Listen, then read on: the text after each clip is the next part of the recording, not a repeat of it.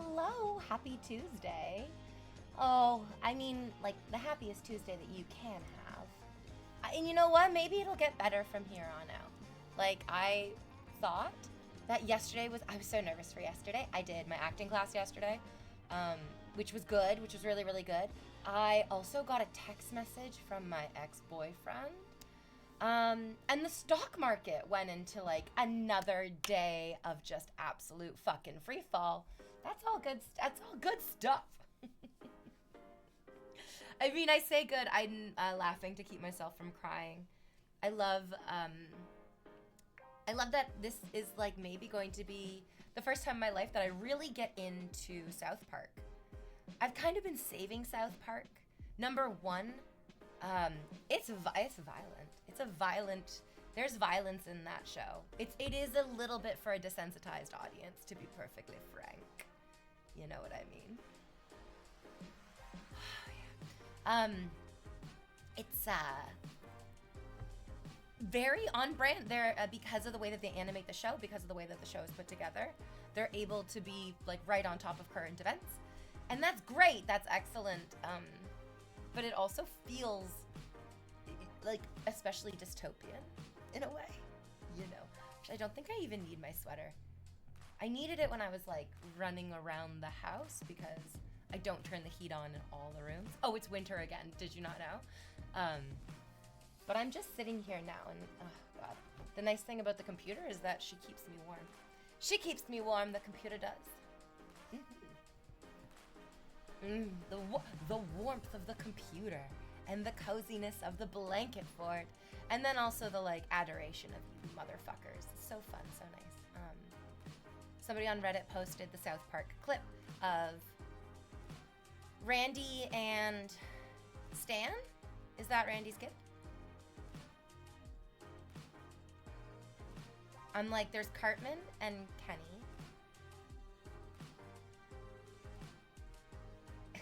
And then the other two, Kyle and Stan.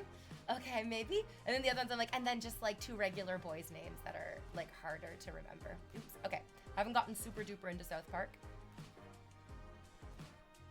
But that fucking clip of them going to the bank and him depositing his $100 check from his grandmother and the banker being like, all right, we're going to invest that for you in a mutual index, and it's gone.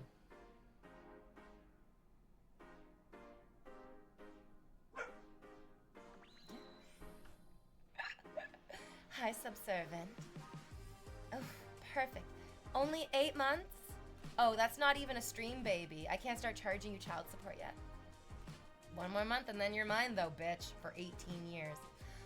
It's great. And it's gone. And then he stares at him. And I've seen the meme. I've seen the and it's gone meme. And I'm like, okay, that's pretty funny. I'd never seen the clip's entirety, because the actual joke gets so much better than that if you haven't seen it. It gets so much better than that. Because then he says, move aside for the patrons of the bank who actually have money.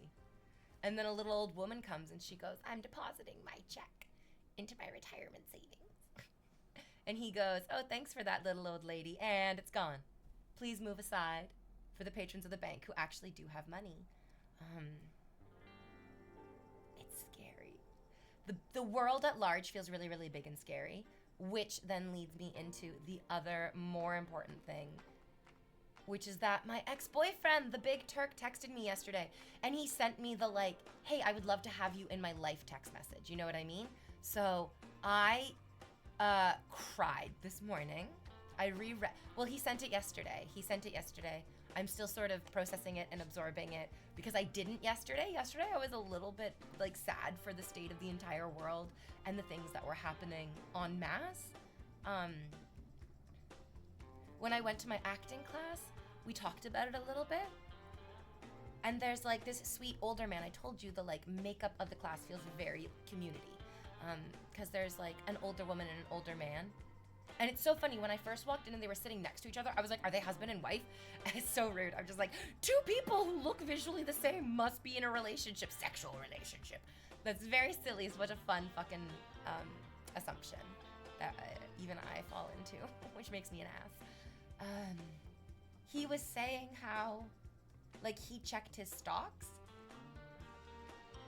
and it felt so fucking surreal for this, like, old man to look all of us in the eye and be like, I've, like, lost a significant amount of money. It's so crazy because it feels very similar to yesterday when people were coming into stream and they were like, why do you have so many viewers? And I'm like, I don't. Those numbers aren't real. Those numbers aren't real. And so watching this older man... Oh, sorry, I forgot that I am making tea. Okay, one second, I'm gonna get my tea.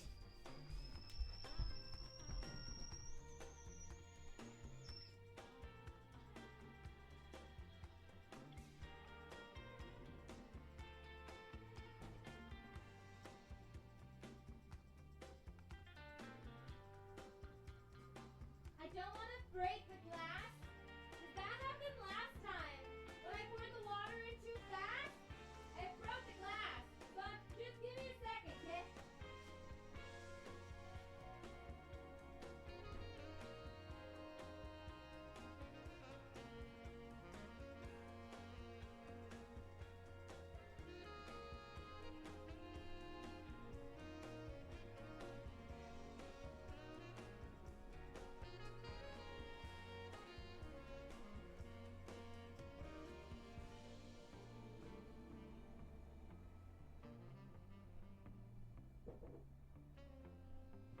Okay, that has to steep for like a second or two, but I will go and I will grab it in just a moment.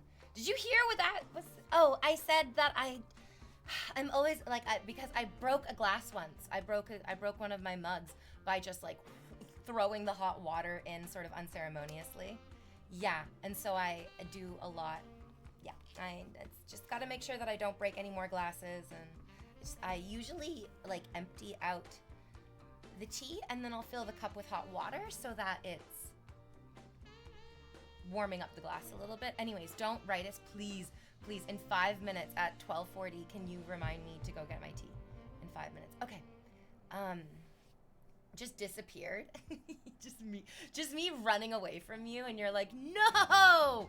The women on the internet are like the women in real life! No, don't worry. The women on the internet are not like the women in real life. I'm not going anywhere. Oh, but this ball, you have to bring it here. Thank you. This ball's going. I'm loving the pink today. It's dopamine dressing because I'm hoping that you'll feel better if you see me in bright, happy colors. It makes me happy to see myself in bright, happy colors, so maybe that'll work for you too. Yeah, yesterday with getting botted and my 11,000 viewers, watching the sorry, not just looking at the chart of my viewership over time. I was like, oh my god, it's like Doug Dimmadome's Dimmahat.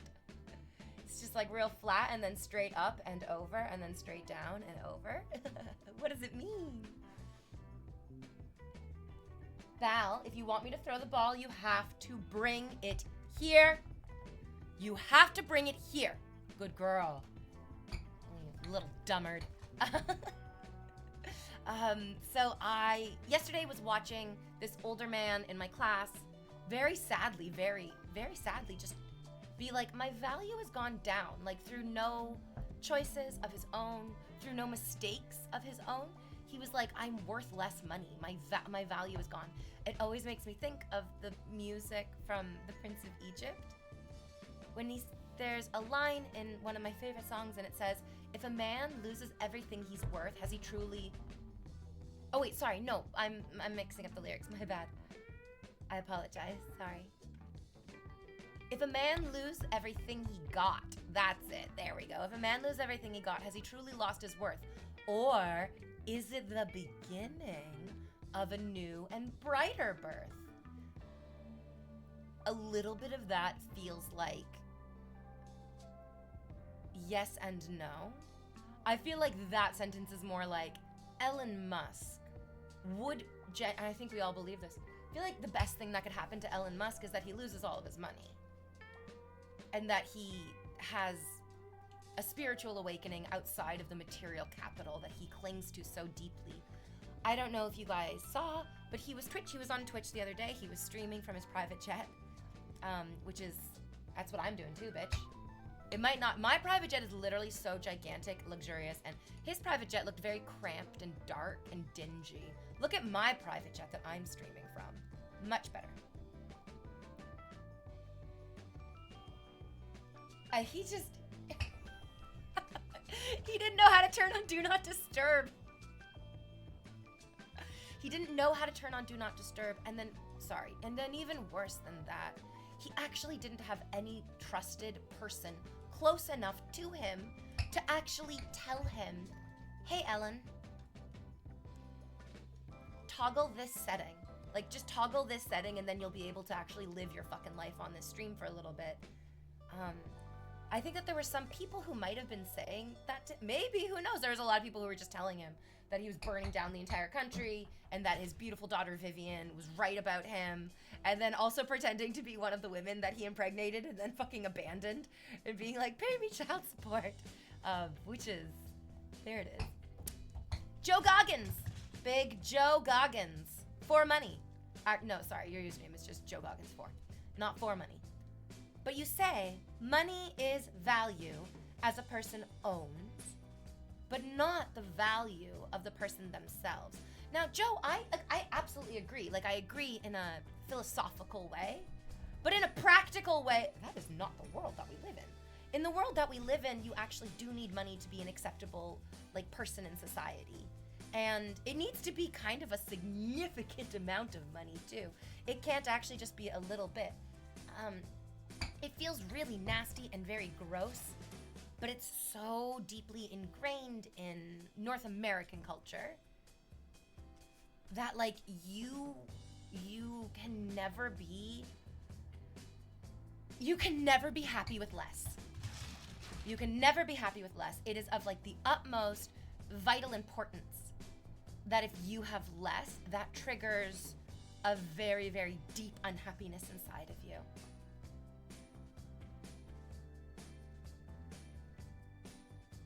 But what feels great about that, like, setup is that it's kind of like undeniable. On a biological level, I was watching a Kurzgesagt video this morning. My tea! It's time for my tea! Yay! I was watching a Kurzgesagt video this morning talking about exercise. And so it's tea time! Ding, ding, ding, ding, ding! Exercise, our bodies have a kind of set caloric value that they want to hit every single day. And exercising doesn't really do much to increase or decrease your caloric burn. Subservient, how many subs should I gift? Oh my god, this is perfect. Do 10, and then I'll just leave. Fuck you. Give me 10 gifted subs. Gimme.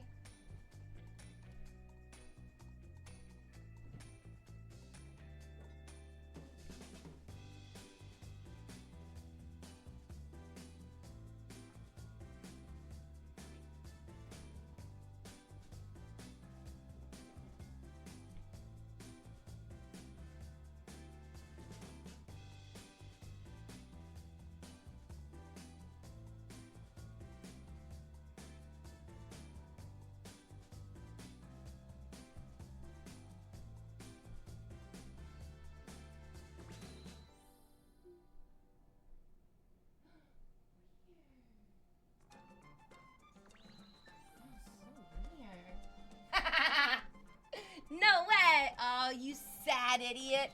Oh, you sad, stupid idiot. What a moron. He did it. I don't even give a fuck.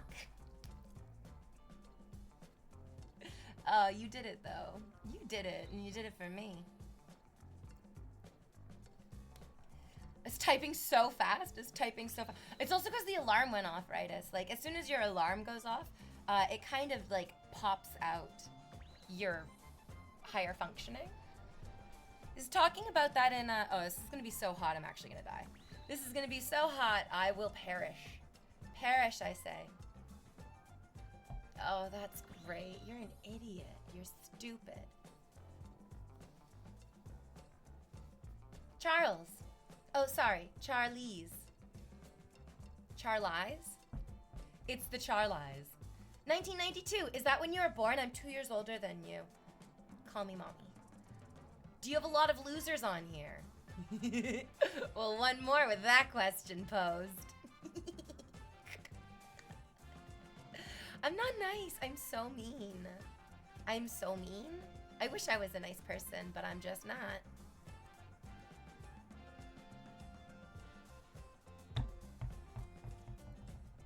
I can be nice. I absolutely can. I just think it gets your heart racing a little harder when I'm not.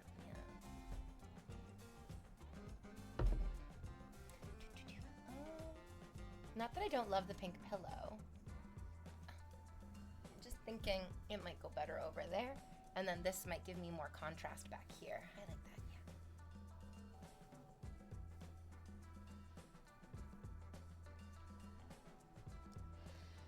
yeah. Oh, okay. Oh, actually here, let's get this too. Okay. Things that I am thinking about today. The fact that the Big Turk messaged me. I haven't heard from him. I think it takes a lot to reach out to somebody that you've dated and now, and then like you've broken apart from. Cause like the Big Turk and I matched like through a dating app in 2021.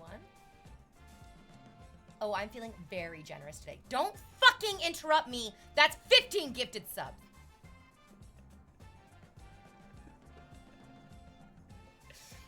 I actually didn't mean to get that angry. Sometimes when it just starts flowing, it just starts going. Oh, sorry. Looking especially stunning today, goddess. Oh my god. It's just great that you guys say these words to me. I was killing ants that I found in my bathtub. I found an ant in my bathtub and I killed it. I was like, oh, that's a bad sign. And then I saw another ant on the windowsill in my bathtub area.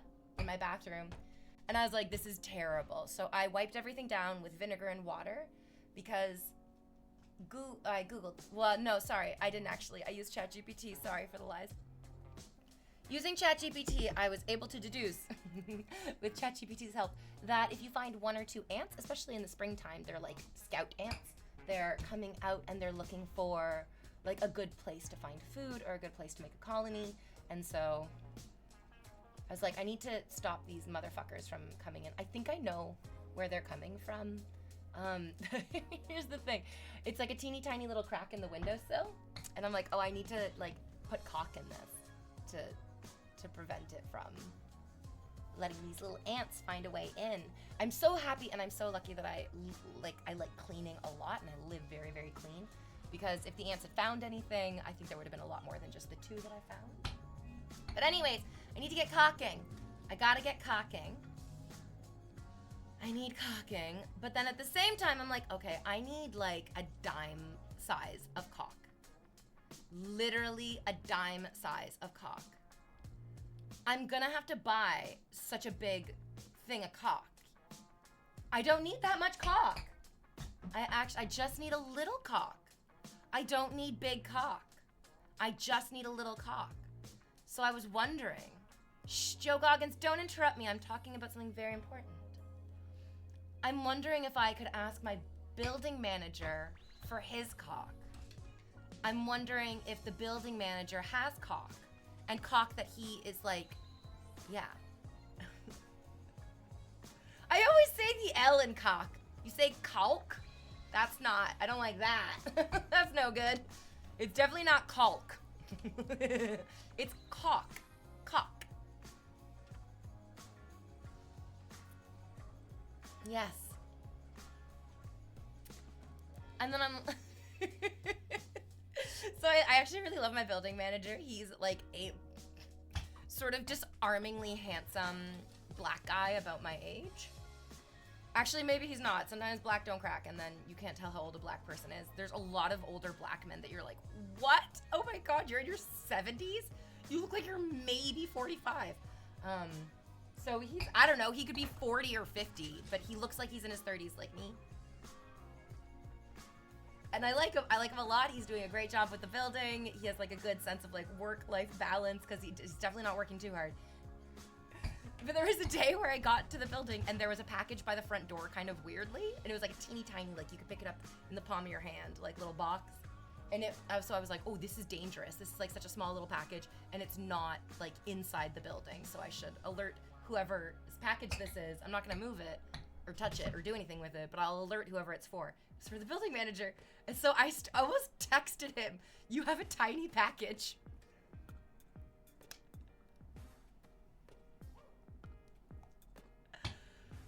Oh man, I'm glad that I didn't. I did text him, by the front door, there is a package for you. And then he said, thanks, thank you. And then I did tell him, I was like, I almost texted you, you have a tiny package. And then he responded, I love him so much. He responded saying, I've had to like stop and completely erase and rewrite messages to tenants because I'm like taking it out of context and seeing what the words are. It's so funny. The dog is cute. We play fetch all day, every day when I'm sitting here. She knows I'm just gonna sit here and stream. And so like she just make me do whatever she wants. Oh, that's so funny. Subservient, I told you 15 gifted subs and Joe Goggins jumped the queue. Where the fuck are you? How dare you? Anyways, gotta talk to my building manager about cock. Because I don't need that much cock. I just need a little bit of cock. And then I should probably also tell him that there's ants in the building. Like there's ants somewhere in the building and they're somehow getting up to me. So that's bad. That's no good.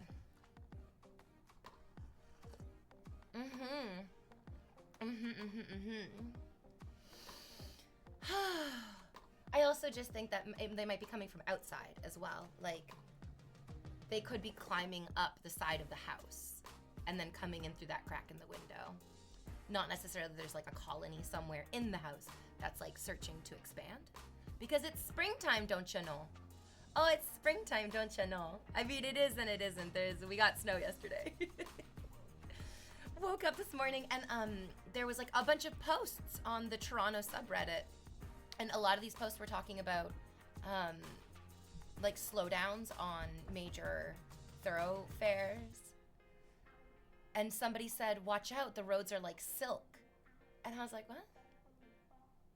What do you mean? And then I looked out the window and it's like winter. It was like Christmas Day. It's crazy. It's wild. It's a wild thing, but it's also very common in Toronto to get like snow all the way into April. Not usually till the end of April. I don't think we've ever gotten snow in May. I love that you guys are just barking and wolfing. Damn! Why do you always stream when I need to stream myself? You? Maybe you have my stream open while you're streaming. And you stream my stream and I stream your stream. And we streamy stream. Stream. Joe Goggins, shut the fuck up and gift another 5 subs. It snowed chunks here. Big chunks. Big snowy chunks. In the 80s, that was called cocaine. Yeah. Oh, I love that guy who got banned for asking why I'm wearing socks. Number 1, shut the fuck up.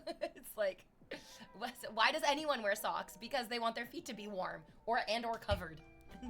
It's cold. It's cold. It's winter again. I can't go barefoot. It's too cold. This tea's so hot, I'm dying. It's not right. Okay. I love overthinking. At my acting class last night, we like talked for a little while about, adolescence on Netflix was like the topic of conversation from last night. A couple of the people in the class had watched it. Apparently it's like the hot new Netflix show. So if you guys want if you want to be up and on with the cool kids, you know. Apparently Adolescence on Netflix is the one that you want to watch. That's right, Joe Goggins. Picking up the mantle where Subservient absolutely fucking fumbled it. Terrible. I haven't watched Adolescence, but now from the recommendation of like the teacher and all the people in my class, I'm like, oh damn, I guess that's like, I know what I'm binging this weekend. I'm still getting caught up on Squid Game season 2. Oh, I didn't even. I liked the first Squid Game a lot. How do you feel about the second one? I am kind of the person who, unless I feel a really, really deep, unless, you know what? It's that like millennial ADHD thing. Where it's like, unless I make my whole personality about it for several months, I don't mind jumping on a bandwagon and like enjoying the first season with people. But I don't really know if I'm gonna like dedicate myself to all of the seasons. So I feel like White Lotus is kind of an example of that. I really, really, really, really, really, really loved the first season of White Lotus. I thought it was fucking phenomenal. And then the second season, I noticed that I was like, oh, I just like this less. And then the third season just finished, and yeah. Sometimes it's really, really nice to watch the first season, and then sometimes the pressure to continue with success is such a double-edged sword, right?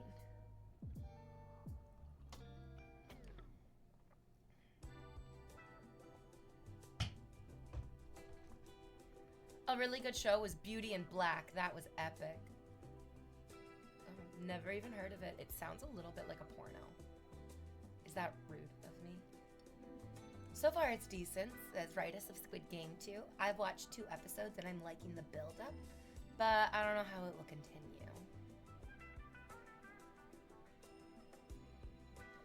Sometimes, although, yeah, the second season can be sometimes much better than the first because of the like unprecedented success or the like unforeseen popularity of a new piece of IP.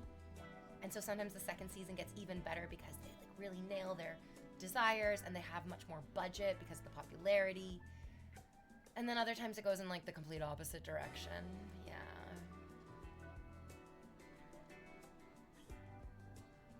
It's a Tyler Perry show, so I guess it has elements.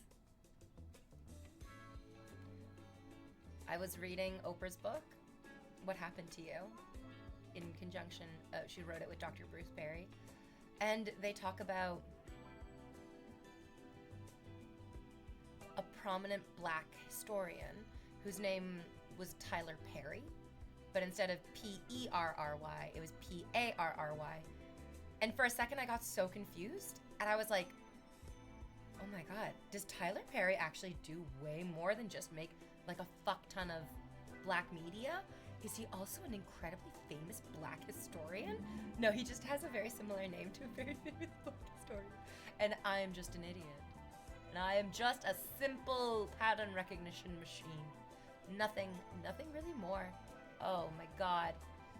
Does anyone feel like the biggest danger with ChatGPT is that we're just showing ourselves that everything we live in is a simulation, like very clearly? Or have I gotten too deep into the Kool-Aid? I might be deep in the Kool-Aid. I like the Kool-Aid.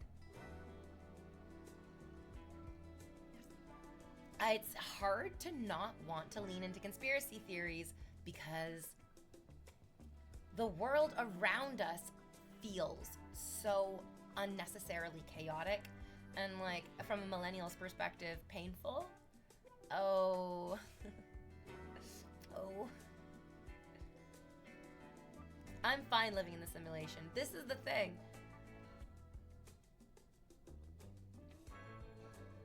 I feel like we're failing the simulation. I guess that's the worst and most like frustrating part of all this that I feel, and I can't really like pull my feelings away from. I'm like, oh my god, I feel like we're failing the simulation. I feel like the simulation, like very subtly laid out a sort of basis of unwritten rules. And we as humans are like, I'm just gonna try to eat and like hoard as much natural resources and wealth as I personally can. And the system's like, but look at how everything gets better when you create community. I feel like the simulation wants us to lean into socialism. But then that word is so dirty. I feel like I just triggered a whole bunch of very scary, horny people. I want to trigger very happy, horny people. So why I'm wearing pink. Joke Ogden says, if we could change the difficulty mode, that would be nice. Oh, wait. I actually have a kind of answer for you. And I know that this is like not the one that you want, but it will help. Royce Tang, this is live, and this is my live information, my like live informational broadcast for you.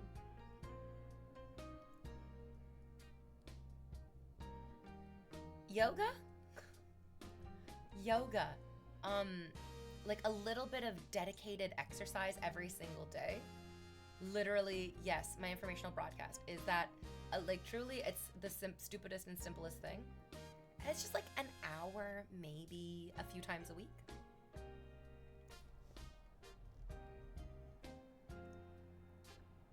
It doesn't actually make anything easier. But what doing a little bit of yoga a couple hours a week does is actually give you practice with ease. Practicing what ease is. Practicing what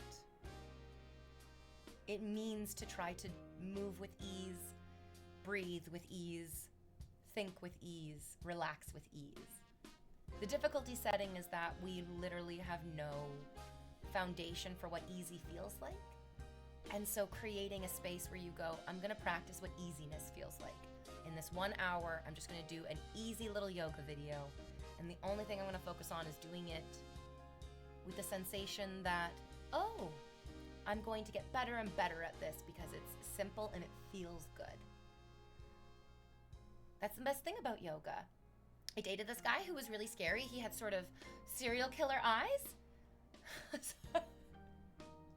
He was so intense. He was so intense. It was overwhelming.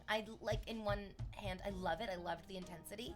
It felt so good to match intensities with somebody. But on the other hand, it was like very, very overwhelming, like a fire hose to the face of affection. And he came over one day and he was like, I'm just having such a terrible time. Can I use your living room to just do a little bit of yoga? And it was so relaxing to watch him relax into his body.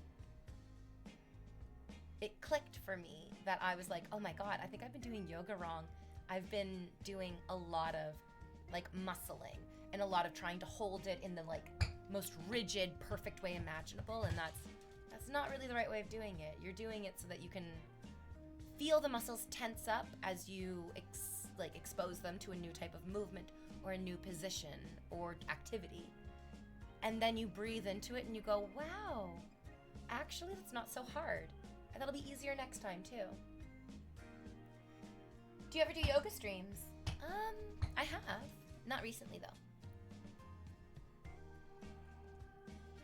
Bassam says, socialism, the word is fine. And the concept's amazing. The problem is that people, that's it. There's the end of the sentence. The problem is people. There you go. The problem is that the more power you give somebody, the more money you give somebody, because money often correlates to power in our society, the less responsibility they feel. Sarah Wynne Williams wrote about this in her memoir, Careless People. She was the global policy executive for Facebook Meta for over 10 years, or around 10 years. And her experience with dealing with some of the world's most, powerful and richest people was universally that the more power, the more money, the higher position somebody has, the less responsibility they feel. And it's exponential and it's devastating. As soon as you give somebody a gigantic fucking paycheck, they will not feel any responsibility for the negative effects that getting that paycheck might require. They just will be like, paycheck's a paycheck, and it's mine. And it's not my responsibility why I'm getting this huge paycheck. That's right, Delight. That's why you guys give me money. Because it's literally the only tiny, small modicum of power you have to give me. Oh, God, it sickens me, but I'll take it. Like a bukkake. No, not like that. V says, Jedi, I'm so glad I can catch your stream. Vassam says, humans... Oh, sorry, Vassam, I didn't finish reading the rest of your first comment. I'll go back. The word socialism is fine. The concept is amazing. The problem is that people in powerful positions tend to become evil and steal from the common pool of resources and distribute it to their cronies. I mean, there's another way of looking at that, which is that we as humans are intrinsically genuine and kind to the people that we come in contact with every single day. And in the same token, we then sort of insulate ourselves and only want to keep people who are generous and kind towards us near us, which means anyone who's like, hey, you have a ton of money and resources, I'm actually just going to ask you to support me without me being able to give you anything back, is a little bit like reciprocal tariffs on countries that don't have tariffs on your goods. Yeah. Humans have a lot of fatal flaws when we're put in positions of power. There's a direct correlation between how much power somebody gets and the lack of responsibility they feel for everything else. I saw we have aptitude tests that choose the best people qualified to lead something. Different virtues like empathy versus logic. I don't know. Eat the rich. Yeah, eat the rich. Delita? I noticed how just 10 or 15 minutes a day really lifting my weights made a big difference. It has everything to do also with the mental intention. With the mental intention of not just the present moment of lifting the weights, it actually creates a very powerful 3-part effect. When you decide to actually exercise, it changes the way your brain functions. You're giving yourself an individual purpose, a self-centered individual purpose. And all of a sudden, that creates your own sense of value in yourself. Well, I decided that I'm going to work out, and this workout is important to me, and so I'm going to make decisions around that towards what's important to me. And this is the first genuine bit of your self-worth that you create. And you create it in small little ways by like creating time to exercise just for yourself, just for the selfish need of your own muscles and body to feel and to flow and to function. It's not for anyone else, it's just for you.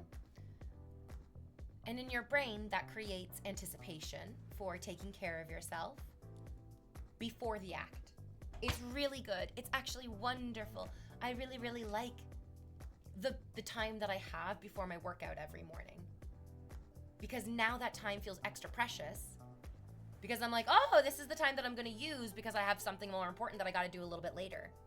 Gotta exercise later. So right now I can goof off. My goofing off feels goofier. My exercising feels stronger. And then my favorite part is after the exercise, where you just get to ride that fucking high all day of you look somebody in the eye and you go, I exercised this morning, did you? And if they say yes in your mind's eye, then you get to be like, oh, cool, I'm like the cool person in front of me. And if you look in their eyes and they said, no, I didn't exercise today, you get to be like, cool, I was just like this cool person in front of me. And they're on the same journey that I am. We're on the same path. Do you get high when you exercise? Yeah, we all do. Our body releases like huge swaths of chemicals when we start activating ourselves, not just the muscles, but the way that we activate our breath, the way that we activate our heart. That really, really deeply influences the chemical balance in your body. Not just while you're exercising, which is very, very important, but what is so beneficial is that it will affect the chemical balance of your body when you're not exercising. You are walking to the grocery store, you stop at a red light, you turn your head because your instincts are telling you something's about to happen, and you see a car run a red light and T-bone into another fucking car. Before you even realize what you're doing, your feet have pulled you into the danger zone and you're trying to wrench open the car door of the injured individual to help them get out of the dangerous situation, or just to assess if they're like even fucking alive. If you don't exercise, this sudden, unexpected event is going to completely overwhelm your system in a way that will paralyze you, or in a way that might danger you even. I mean, a car accident is very, very distracting. Maybe you need to get yourself away from danger because other cars aren't paying attention. It could be a pileup. Exercising isn't just important for your like glory muscles or so that you can be Instagram famous or so you can like make that girl in your office fall in love with you. It's so that in an emergency, your body is actually able to react. Your body understands my heart rate is going to increase, but that means my breath is also going to increase. My awareness is going to increase. I'm not going to shut down. I'm not going to become overwhelmed by the physical sensation of shock. I'm actually going to be able to move using the established rhythm that I've ingrained into the small parts of my life. When I went to the beach with one of my ex-boyfriends, we rescued 2 people from drowning. And I think about that a lot because I wonder, I didn't make any decisions when that was happening. I did everything just based on instinct. And I'm like, oh, okay, those were the good instincts. What do those instincts tell me to do? And honestly, it's like, you should probably keep swimming and running and learning how to help people, because that's never gonna stop. We're never gonna stop existing around people who might need our help. And I feel like a lot of like the nastiest comments that I get on the internet are from people who feel insecure. And that insecurity is, I mean, that bleeds out in so many different ways. You're insecure about yourself, you're insecure about your position in society, you can feel insecure about your future, and I relate to that. I feel very, very, very insecure about my future. Very insecure about my future. Like, terrifyingly insecure. And I understand the impulse to, man, shut down and reject, which is what like a lot of insecurity, a lot of nastiness, a lot of, I mean, to be honest, looking on like the micro scale of my personal interactions and then the macro scale of global politics, it feels kind of like America wants to just shut down everyone else. They want to shut down Americans who challenge their beliefs or worldviews, or even just like want to exist individually. They want to shut down international trade. They want to shut down international travel. They're just, it's a lot of rejection. It feels like so much negativity. And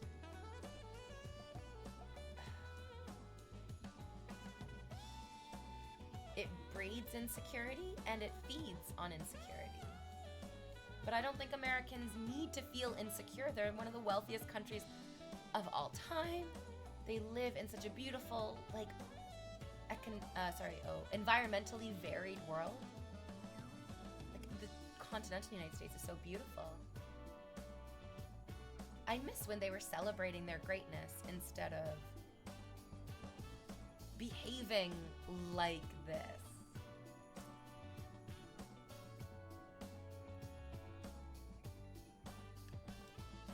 This sounds crazy, but I feel like the whole world benefited from having America as the envy of the world. It felt really nice. The American dream was actually something that felt inspiring for people all over the world. I think we all really liked it. I really feel like the entire world would love for America to pull its head out of its bottom. I'm sorry, Americans. I can't imagine how fucking frustrating it must feel to have to listen to this and be like, I did not vote for this. I do not want to be on this boat, this terrible, nightmarish, sinking ship. And I'm like, I know you don't. It's not helpful that we're telling you how terrible your situation is. I'm so sorry. I know, I'm so sorry. Oh, God in heaven. See, this person is not an American because they have money to spend on e-girls. This person probably lives in Asia or Australia. Good day, mate. And a lot of them didn't even vote.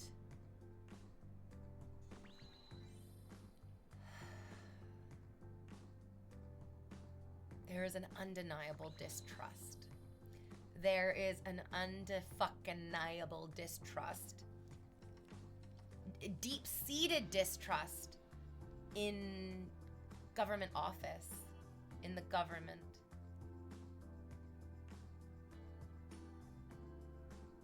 What do you think that's about? Because I don't feel that way about Canadian, well, hold on, okay.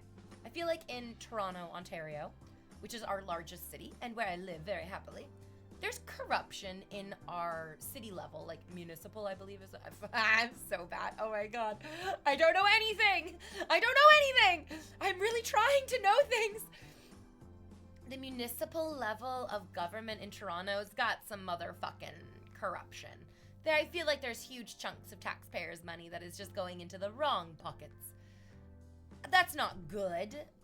It is also devastatingly kind of unsurprising in like a large city with so many people. But most of Canada isn't gigantic central cities with huge rural populations. Most of Canada just is rural populations. We have Toronto and we have Vancouver. Oh my God. And then other like gigantic cities, like other big cities. And even like Vancouver feels small to people who've grown up in Toronto. I imagine, hey, any Americans in chat who've gone to Vancouver? I've never been to Vancouver. I imagine I will go eventually, which is very fun and exciting. Can't wait to go. But I haven't actually gone, so I don't know how big or small it feels. Vaslin, so how big does Vancouver feel? Does it feel kind of like a small, big city? That's how I've heard it described from other people who have gone to Vancouver and then also come to Toronto. Toronto feels like a big city. For us here in Canada. It's not big like New York.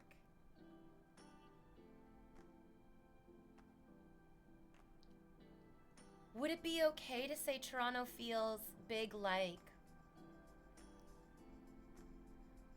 Chicago? Chicago's probably bigger than Toronto. Oh, I was also like, maybe Philly? But then I was like, you're just saying that because you're thinking of how many people that you know who are like MacD, Charlie, and fucking Dennis. Yeah. Like Chicago or Philly, like level size. Where it's like, yeah, it's a big city. It's got its like big area. It's not like mega city. I was just in Vancouver recently, says Whitestone. Oh! I took about 40 minutes to get from airport to office, so not that small in my opinion. Oh! Oh my God. I love that you said it took me less than an hour to get from what I'm imagining you're saying is the international airport to the downtown office. That's tiny. That's so small. I feel like in so many other places, they're like, you need to fly in the day before because it will take you over an hour just to get through the traffic in downtown to get to your office. That's so funny. Vancouver sounds really tiny. Oh, wow, that's so funny. I'm sorry, or I'm being an asshole. Sorry. Vancouver got bad after they legalized all the drugs, says Gamer Acid Snake. Now, I want to challenge that. I personally do not feel like drugs should be illegal.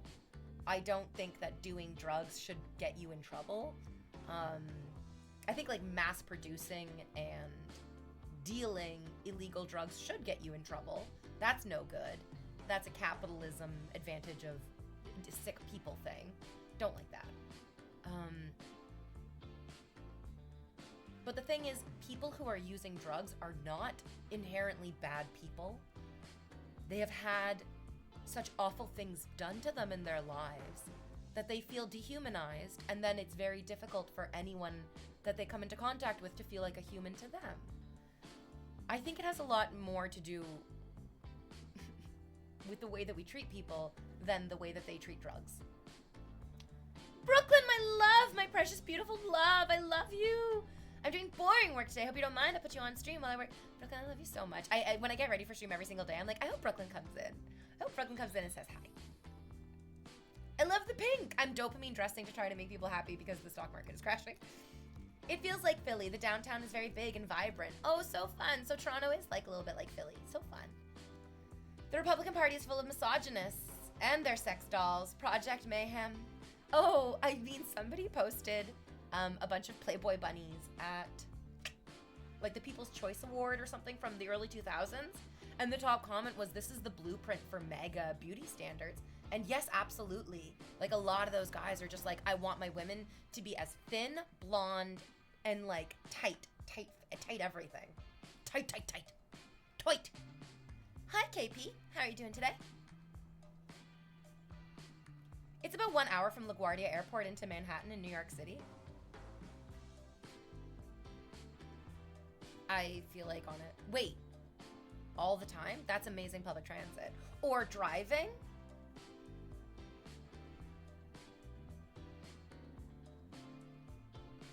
I like your Canadian flag. I love my Canadian flag. I really like being Canadian. I love it here. I don't ever want to leave. I don't ever want to leave. Bryce says, yo, what is up? Oh, Brooklyn. Okay, Brooklyn, my love. Get this. I got a text message from the Big Turk yesterday. My ex-boyfriend, the Big Turk, who I haven't spoken to since, like, maybe like last summer? Last spring. I haven't spoken to him in a long ass time. He said, get that. He starts with hey V. Like literally hey, just the letter capital V. I'm gonna be brutal. I don't love that. I don't love that. I have a name and he knows my name. And I love my name. And it feels a little crazy to me that he's like writing my I still think about you message and he can't even say my name. I don't love that, but also I'm overthinking this and I'm being a little bit hypercritical, understandably. He said, long time, hope you're well. Not really sure why I'm reaching out. I'm not expecting anything back from you, but I wanted to check in and see how you're doing. I hope that you're doing well, mentally, physically, sorry, my phone slept, and emotionally. I really do miss you, like lots. I miss my best friend. Even if you don't reply, just know that I'm cheering for your success and happiness. I miss Bal a lot too. And then he calls her by her nickname. I don't really want to insert myself into your life. If you don't want it, I respect that. But I would hope that one day we can be friends again. I would like that a lot. And I agree with him. And I agree with him. I agree.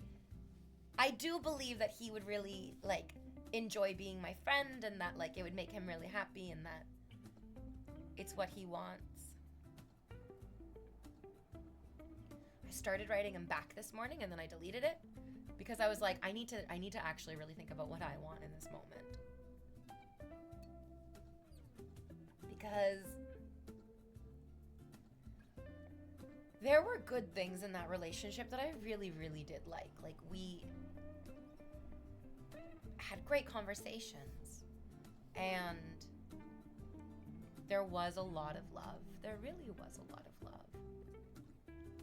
But he took advantage of me. He took advantage of me, and there's no denying that. He took advantage of the fact that I really, really wanted him to accept me so that I could feel like I belonged somewhere, belonged with him. But it was only ever just that. It was only just ever acceptance, which comes with a criteria that must be fulfilled. And, I mean, here's the thing. A lot of us fucking love that. Like, talked with people on stream, talked to people in my personal life who are like, yeah, I literally use a criteria to judge whether I'm a good person or not. I love a criteria to live up to. But that's terrible. This is such a mind fuck. It's so unfair. You do not need to critique yourself. There is no criteria for being a good person. You're allowed to make decisions in the moment that might be selfish now because you'll look back on them and go, Jesus, fuck, my instinct was screaming at me and I wasn't able to trust it fully, but I'm glad I did a little bit.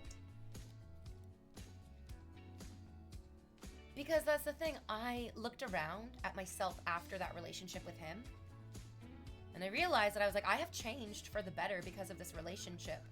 But it was because he really made so many elements of myself feel unacceptable.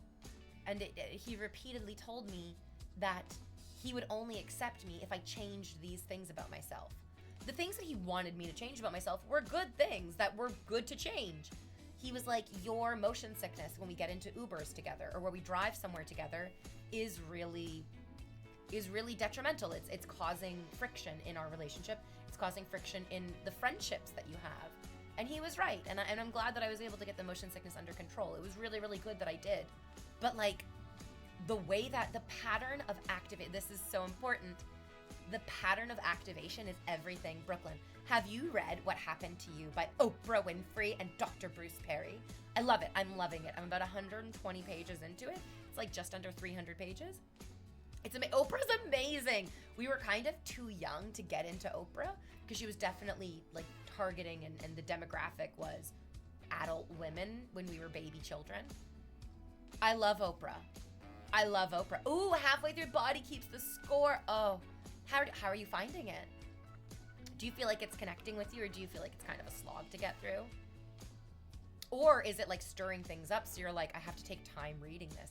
That was mine. I had to like walk away from it for days. I could get through like a page or a paragraph, and then I would have to sit with what like the new information that was being presented to me meant in the context of my life. Contextualizing that shit was so painful. What happened to you is painful as well. It has been really painful because the first part of the book has basically just been talking about the right way to help children be healthy. And it's very much presented as like, this is not what we got, which is why we're reading this book. I think the soldier part took me way too long to get through, but now I'm getting through it quicker. Oh, that's so interesting. Wow, I wonder what it says about me that, like, that drew me in instantly so much. I loved hearing about this, like, old soldier man because I kind of just, like, to be honest, put my stepfather in his position. And then I was like, oh, good, this is a story about how my stepfather, like, turned into less of a nightmarish asshole. That's not true. My stepfather is still a nightmarish asshole. We all know that. But it really helped me, like, get more engaged into the story, where I was like, I don't really, like, know. I mean, actually, no, that's not true. I do know a couple actual people who have been...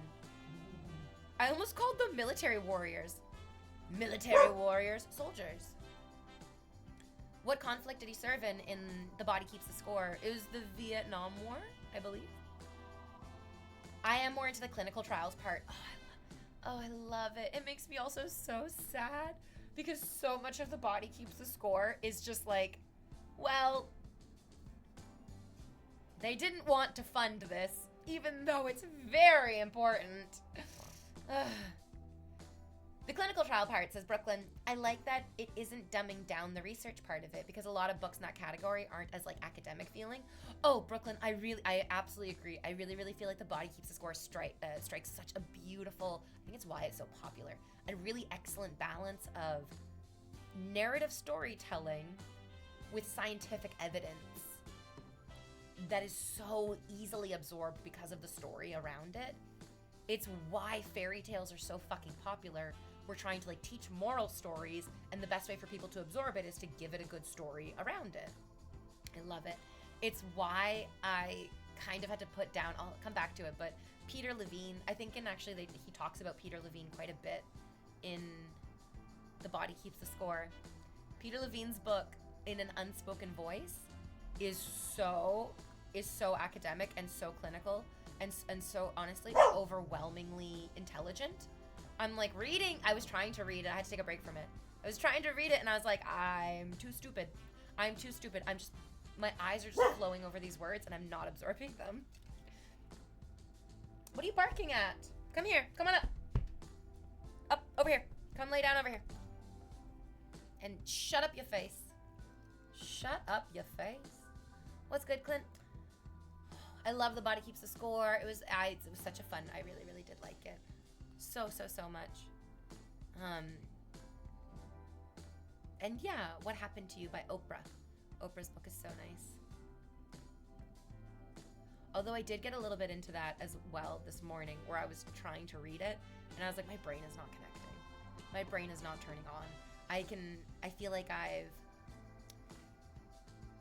in a video game, when you haven't unlocked that area of the map, quite often it's just like, oh, the bridge is broken. So there's this huge fucking chasm. And the chasm is like just further than you can fucking jump. And you have to get that bridge back. I was like, my bridge is not there and the chasm is far and deep. My biggest lesson that Oprah taught me was that if a person is trying to attack you, pee yourself. You know what's great? You'll just do it naturally. You just will. Eventually, if you are so startled and so scared, your body will just, whoop, there it goes. Hello. Because it knows you're in trouble. Shut up. This little dog.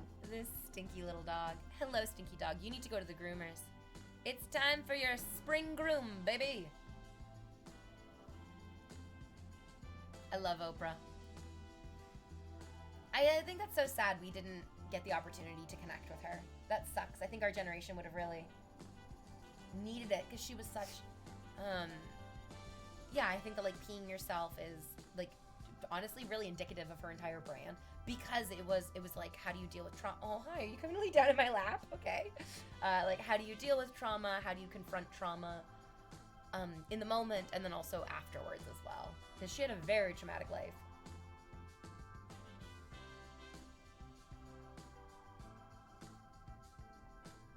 She put her head in my lap. Oh, and she put her whole little body in my lap. Hello, my beautiful girl. We had some excellent cuddles last night when I came home from my acting class. Hello.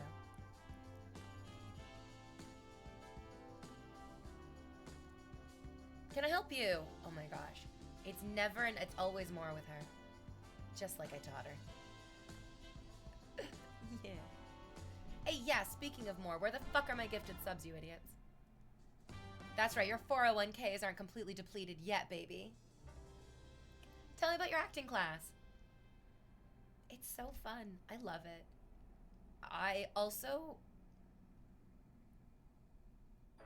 It's nerve-wracking. It's like super duper nerve-wracking because acting is hard. Because... and then the harder you feel acting is, the worse your acting is. The hardest part about acting is that if you can make it look easy, you're fucking nailing it. There it is. But it's such a, like, impossible thing to do. Just do this really, really difficult thing as easily as possible on camera. We'll be judging you and watching really closely.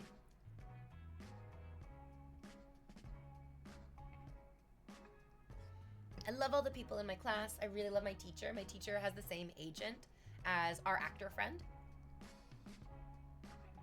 Not the one that I live with, not Michael. Other actor friend. And so, and then she's also the one who recommended that school as well. It's really good. I'm so excited. My dream of dreams that I'm so excited to come true one day is that I will be in terrible horror movies. I love B-horror movies. And also Hallmark movies. Hallmark Christmas movies. I feel like I'm a shoo-in. I feel like, yeah, look at my face. Who doesn't believe in the miracle of Christmas? I'm gonna leave my life in the big city and I'm gonna find true love on my grandfather's old horse farm. And it's gonna, oh wow, it's in that guy that I used to, I don't know, my old childhood friend. My old childhood friend. And I never thought of him that way, but things are different now.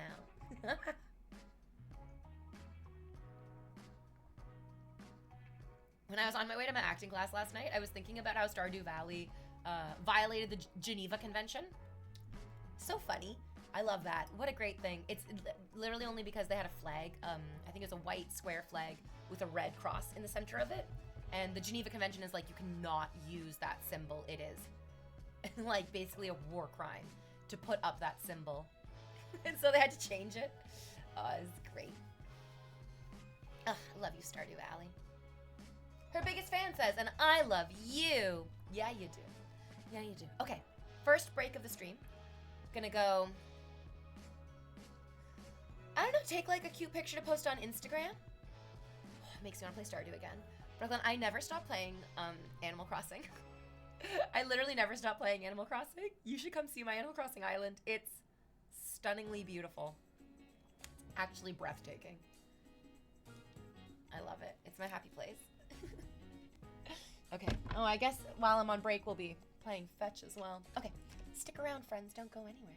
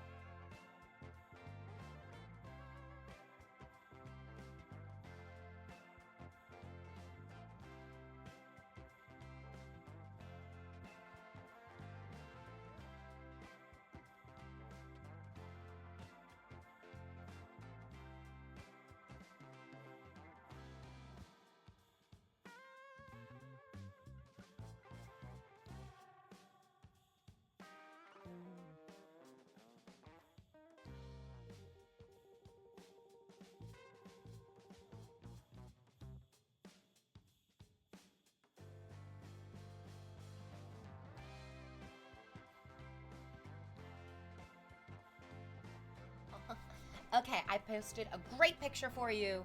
It's easy to masturbate to because I think you can see the inside of my mouth a little bit.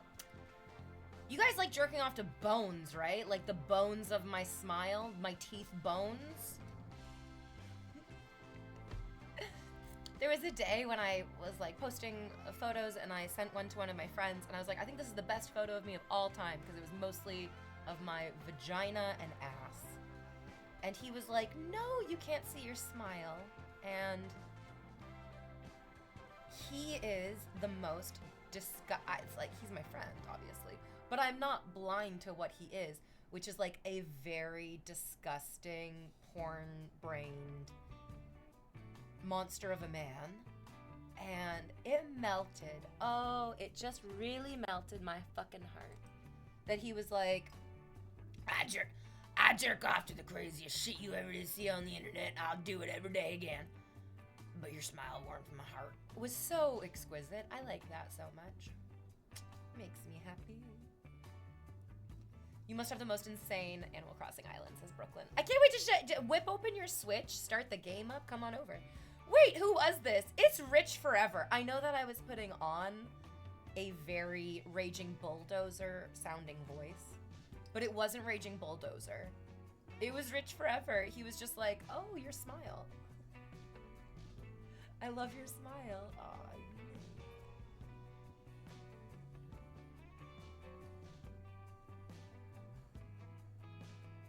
Okay.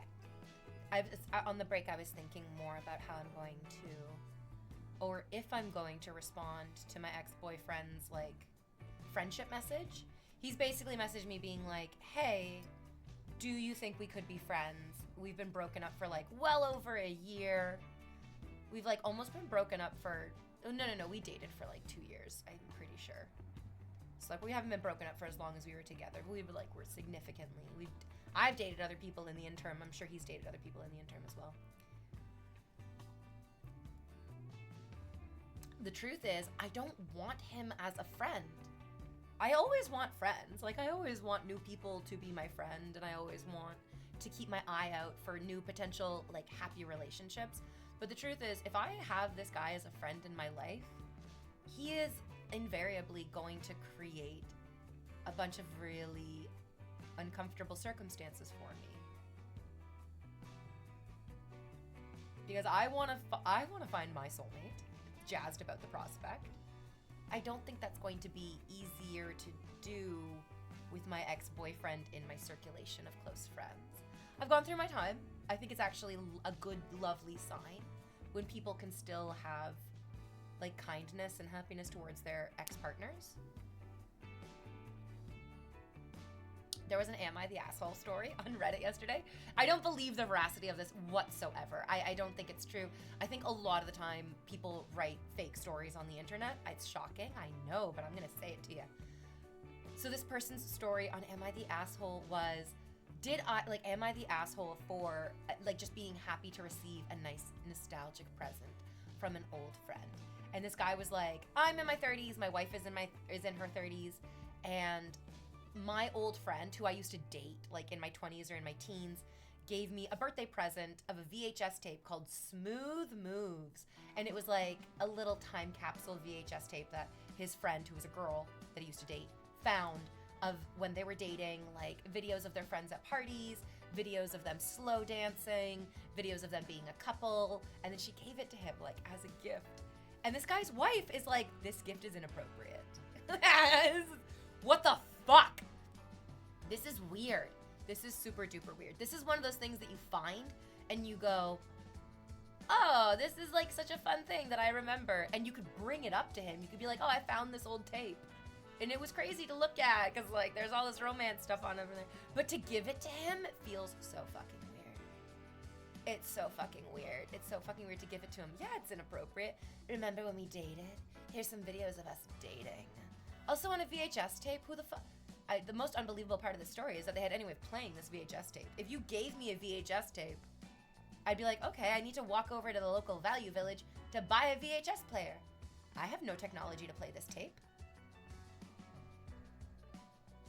Joe Goggins says, your ex probably doesn't want to just be your friend either. Joe, I'll be honest with you, our relationship was entirely sexless. I do actually believe that he does just really want to be my friend. I don't think he wants to have, or our relationship might have been sexless because he was very out of shape and super duper depressed while we were dating. But he didn't know any of that. He was like blissfully unaware of all that, or sort of like purposefully ignorant of that, which is to the detriment of me and him and everybody else around him.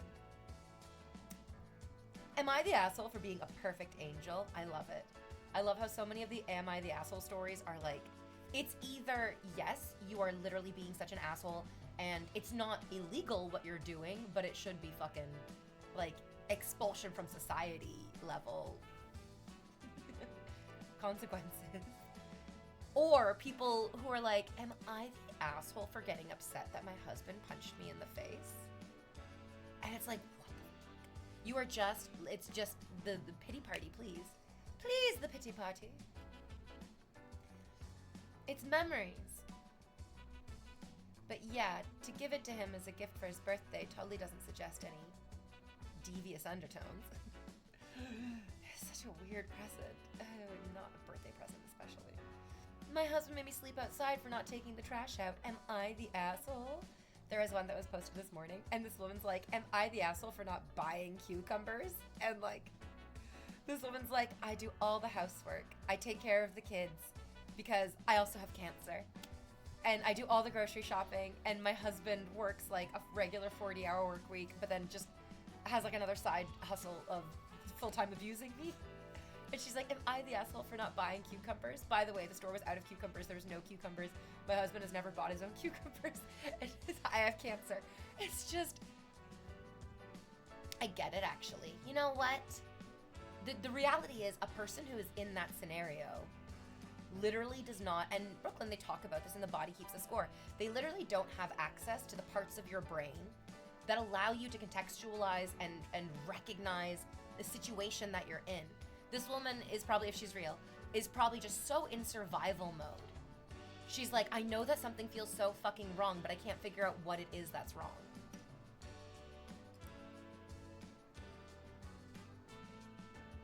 And then I also am like, how true is this story? You would hope that it's not true because it sounds like such a nightmare. But then, you know, nightmares are pretty common. I don't think anyone has ever been like, oh, nightmares are a rare thing. No, it's like daily almost. Also, with a name being Smooth Moves, I definitely thought it was going to be a sex tape. That's absolutely what the implication would be, where it's like, here's a video of us from when we were dating called Smooth Moves. It's like, this is your sex tape. And then it wasn't a sex tape. He does describe it as like, it was so innocent, it was so innocuous, it wasn't anything bad like that. But the implication that it could have been something dirtier is also wildly inappropriate. I can't get enough of that subreddit. It's easy to make fun of, but you're right. I don't think there's anything wrong with making fun of something, actually. I think that sometimes it's like an unfair expectation that people are always going to be mature, thoughtful, mindful, level-headed. Sometimes we get to thoughtful, mindful, level-headed by going through different channels. It's not often the first step that each of us takes, but it's necessary to take a first step, even if it's not a good one, which can sometimes be like making fun of somebody or laughing at something or reacting in any other kind of, in disgust, in anger, in fear, in sadness, any of those ways. It's good to go through that emotional reaction first because that has value, and often the emotional reaction that you have when you're confronted with something like an asshole, the emotional reaction that you have to that asshole can help you decipher like the ways that you yourself are an asshole. The good thing about an asshole is that it always gives you the ability to reflect on your own assholeness. Own assholedness. Nish.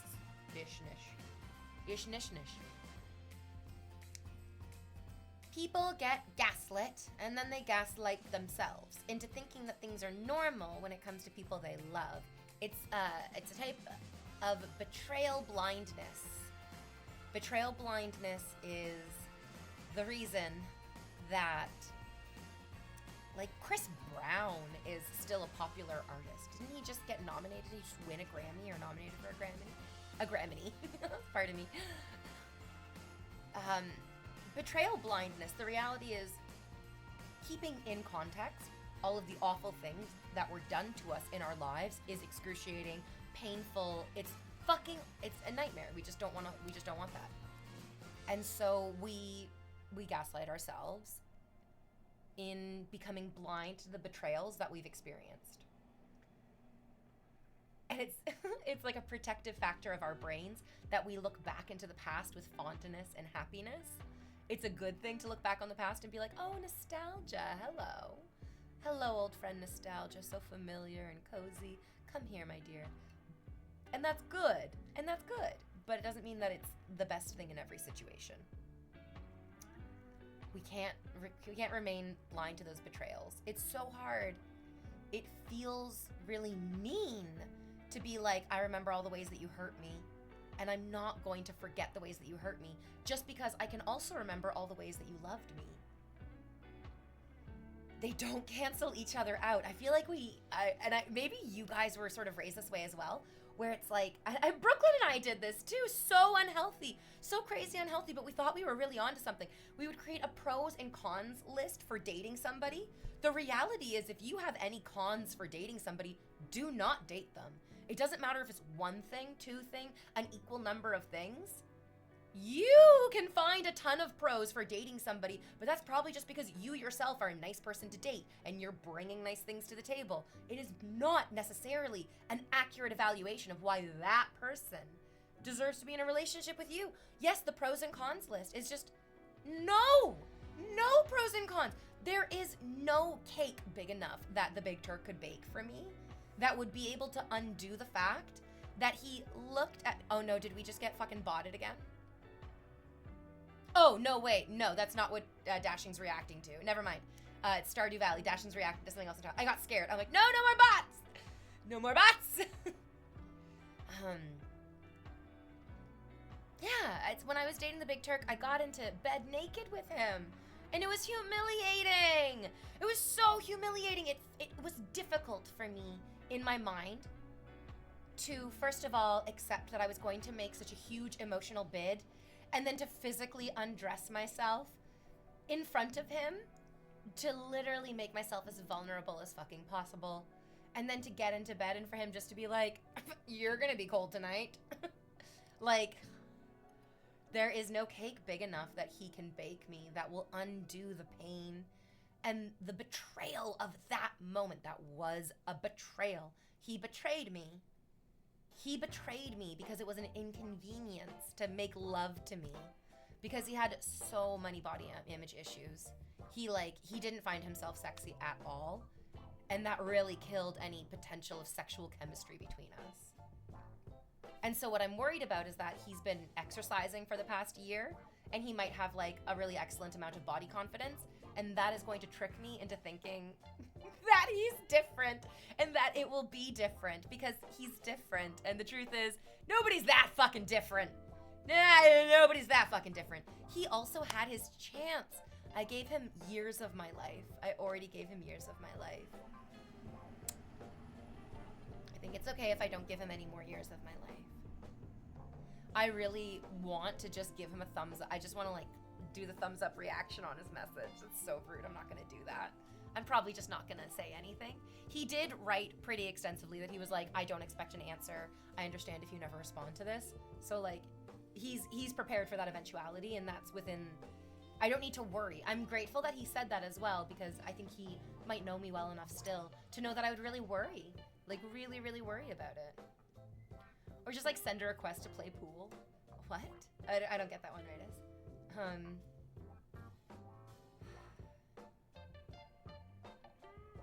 It's also so difficult because it's very, very tempting just to fall back into the arms of somebody who knows how to make me feel comfy. It's very tempting. It's very, very tempting.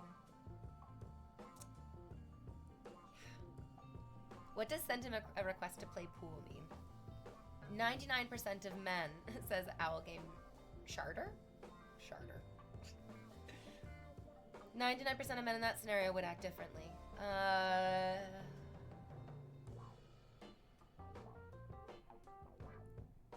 I feel like I mean, I get it. I get that, like, men love having sex.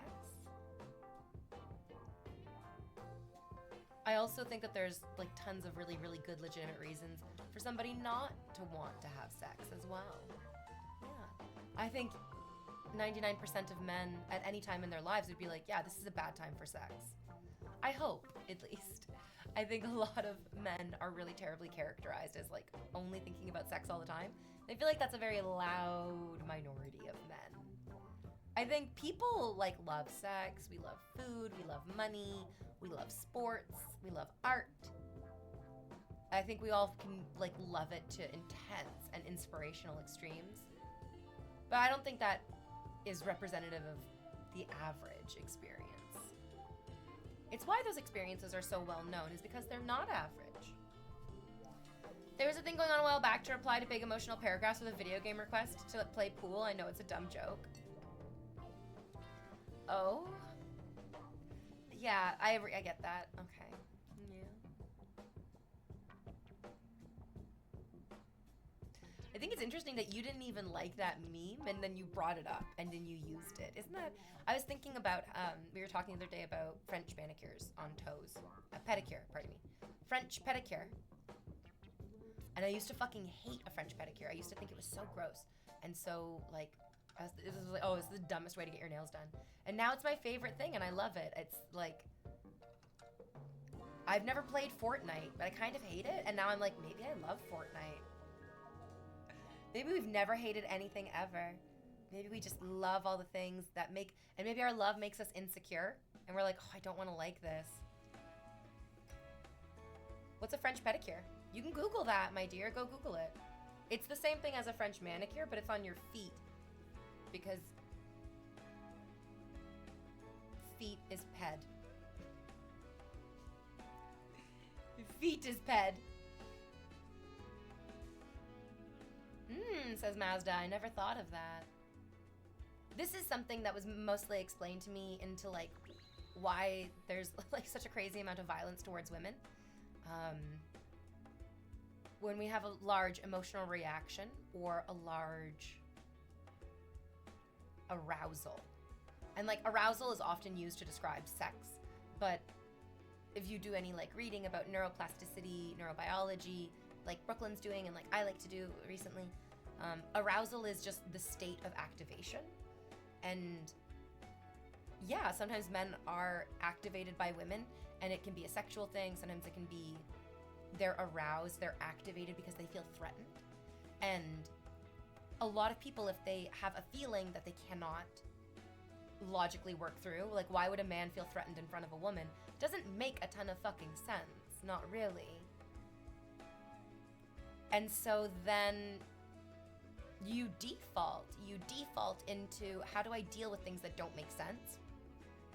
And as humans, we mostly deal with things that don't make sense with anger. Automatically, all of us anger. Why did that fucker cut me off in traffic?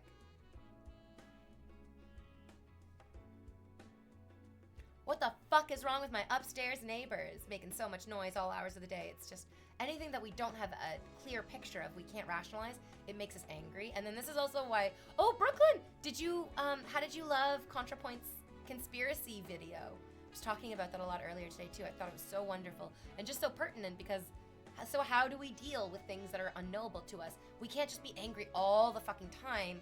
We get sort of acclimatized to our anger and it doesn't satisfy in the same way. And so we need to find new ways of dealing with our emotions. And conspiracy theories, they give us that sensation of discovery, which brings joy, fear, and then also like,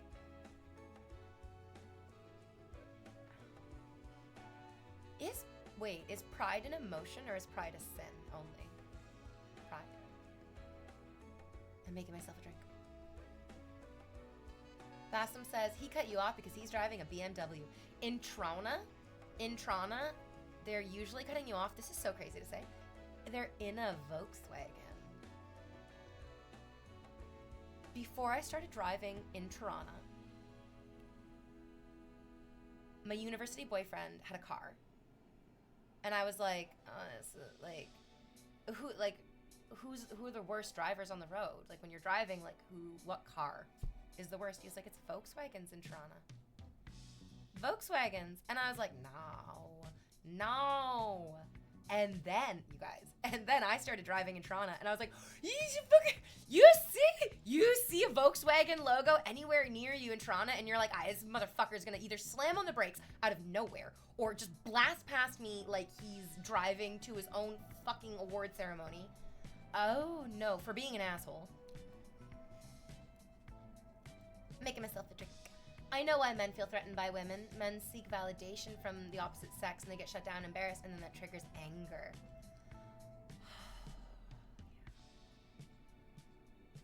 I can see yaps. Yep.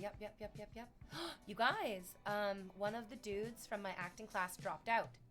There's only 5 people in the class now. We found out last night that the Egyptian man, he dropped out of the class, and I'm not surprised. He reminded me a lot of the Big Turk. The Big Turk is Turkish. He's not Egyptian, but this guy was Egyptian. I think... So I had this daydream as well, which is a fun daydream that I think everybody has when they sign up for a class.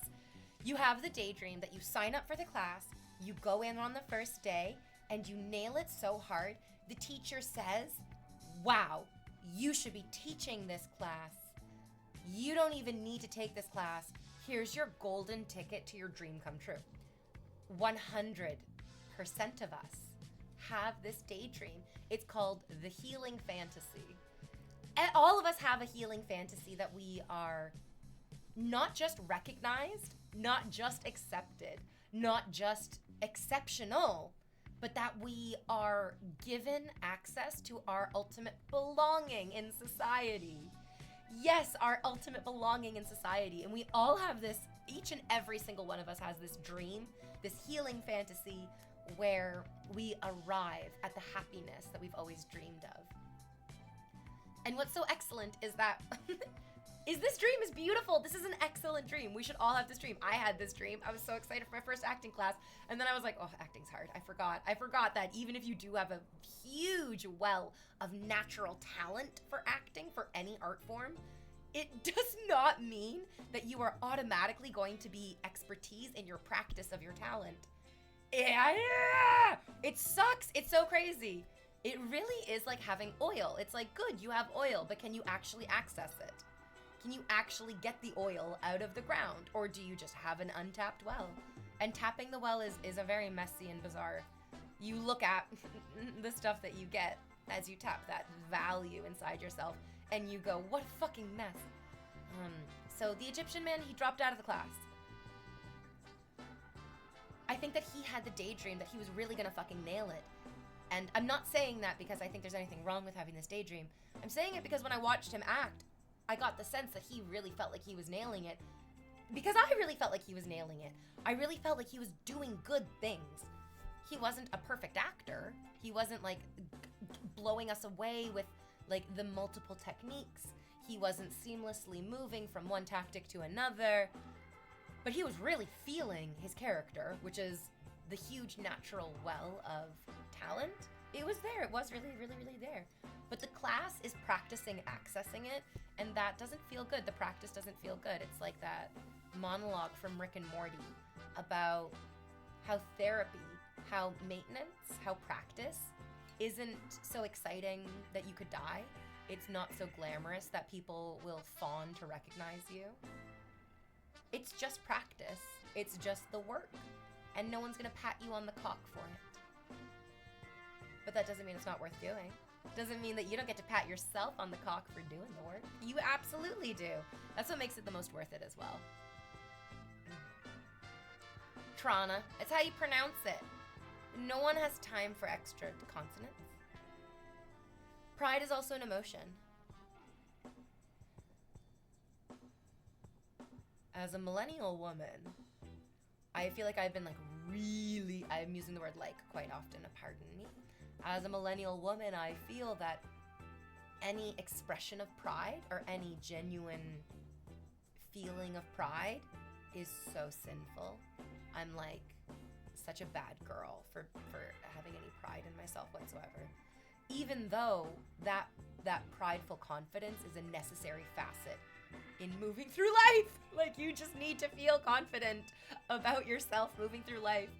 But at the same time, people are like, ew, what are you doing? Well, you think you're all that? When I was in high school, I would sit on the bus coming home from school. I loved it. One of my, I still think about my happy place was at the end of the school day, getting on the bus to go home, because it's the longest possible time before more school. This is my favorite time of day. Also, we got out of school at like 3 p.m. And if I didn't have like after school activities, I would get on the bus to go home right away. 3 p.m. is a hot fucking doggy. It's the best part of the afternoon. And so I would sit on the bus, and I would usually try to sit by myself, even though all my friends would all be there as well. I would be like, I get motion sick, so I like to just like sit by myself and not have to engage with anything else. And I would sit by myself, usually by the window on the bus, and I would just smile. I would just be so happy and so relaxed and just so like, it's the end of the school day. I am on a bus with all of my friends who are happily like chatting and connecting and what is it called when you, in theater it's called a post-mortem. After a play, you have a post-mortem. When something is, like when the play is done, you'll actually sit down all together and talk about what worked, what didn't work, what you want to do for it. In the business world or in the world outside of theater, what is it called when you have a post-mortem? So like you're talking about how your day went. Like the post-game analysis. Exactly. Sports. Go sports. The post-game analysis of everybody on the bus was just so lovely. I loved it so much. And then my idiot, stupid high school friends would laugh at me. It was so frustrating. They would see me sitting by myself on the bus, just looking out the window, enjoying the like beautiful Canadian weather that we always have, and just smiling to myself, basking in the comfortable social joy. And then my stupid fucking high school friends would laugh at me and be like, ha ha ha, V, what are you doing? Just like sitting there smiling by yourself. What's wrong with you? Oh, the debriefing. I was thinking about the word debriefing. The debrief. Yeah, the debrief of the day. I like the word debriefing because it sounds like taking your underpants off. And that's important to me. Send me to hell, I have sinned. I am proud. I finally went to the dermatologist. Ooh. Tell me about the dermatologist.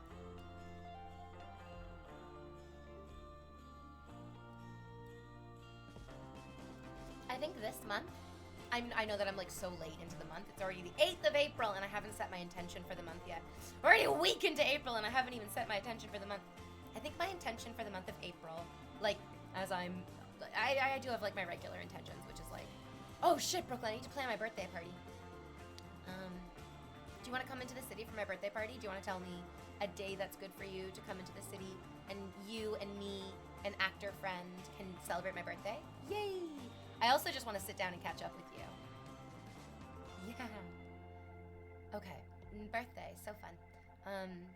I know exactly what I want to do with my birthday and where I want to do it. And it's going to be literally whenever. Oh, okay.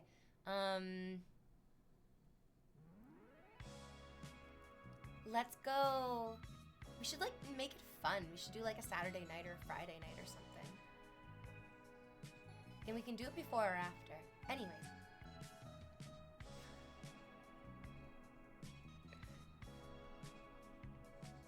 This month, my intention for myself is recognizing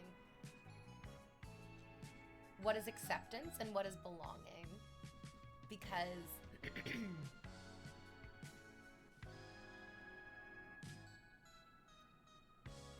in the world, we're seeing a lot of really unacceptable behavior being accepted.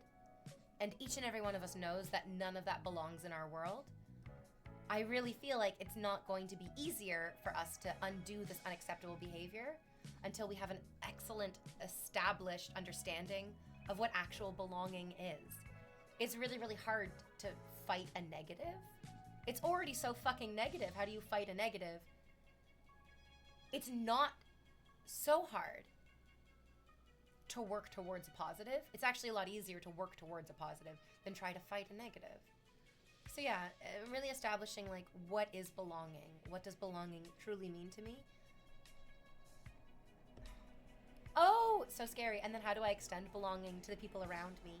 Ugh, I'm exhausted already. I don't like that second part, which makes me think it's very important.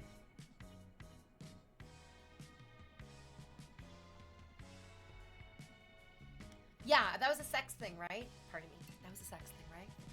He was saying a sex thing? So I get it. I get the sex things. I really, really do. I'm showing a lot of skin. And skin is very sexy. So therefore, ergo, sex. Sex. But also, it's Tuesday. It's Tuesday. I don't really know if that's appropriate for Tuesday. I just don't know. Am I allowed to send money? How much should I send? Do we just ban this person? I feel like that's such a weird thing to say, which all of a sudden is like, oh, you're pulling me into some kind of power play where you're dangling money in front of me. Yeah, I don't like that. I don't like it. I don't want your money, I guess. I think that actual generous people, not like you, like I would say actual generous people don't dangle money in front of people. They just act in generous ways. Yeah.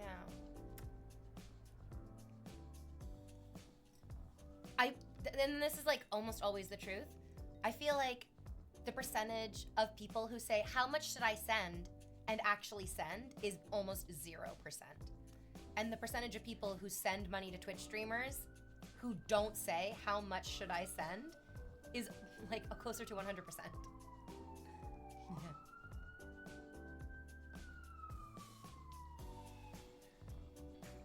Yeah. It's excellent to be able to recognize this shitty behavior faster and sooner rather than later. Yeah.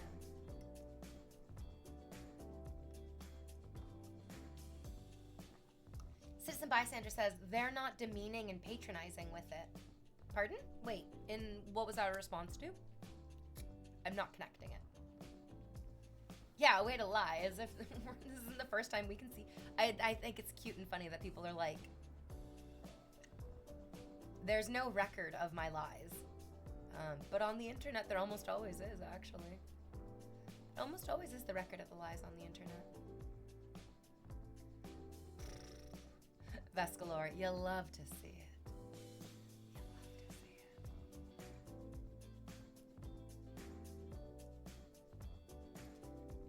Belonging versus acceptance. I think that a lot of us can like remember individual times when we did things to be accepted, which is so sad and so frustrating. We rarely look back on those things that we did to be accepted with fondness. We most often look back on those things that we did to be accepted with like, oh fuck, that's what desperation looks like. That's what desperation feels like, eh? Hello, old friend desperation.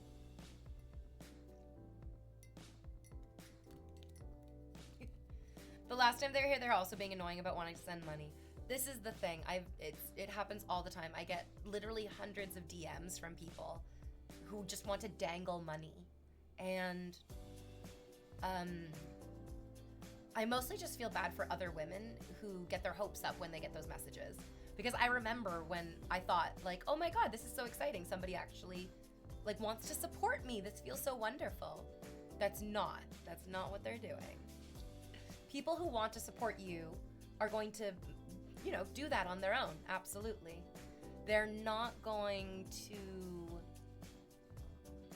People who want to support you aren't going to give you a rubric to fulfill for support. That turns it into like a transactional thing. And if that's how you want it. If that's how you want it.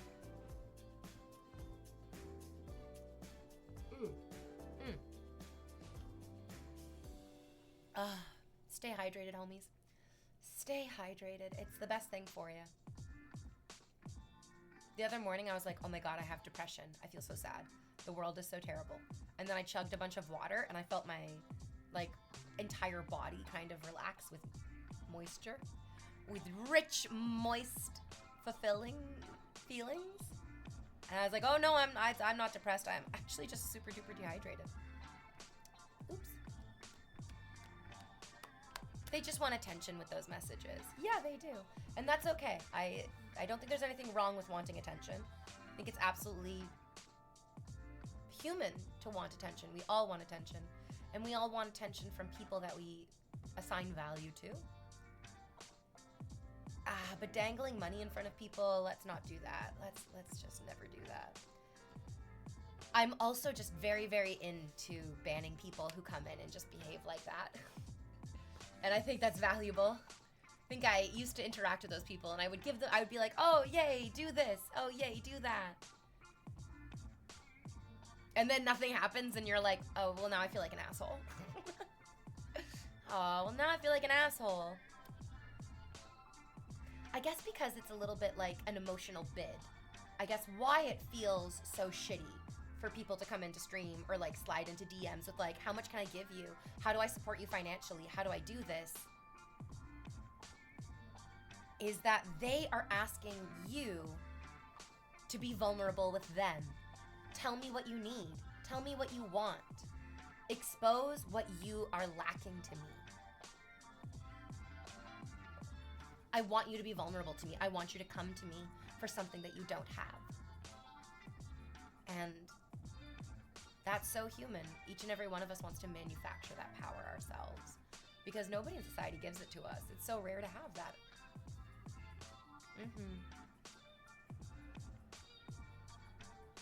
So I understand it, and I think that's good. Now it's not annoying when I get these messages. I just feel sad for them and ban them and go try that again.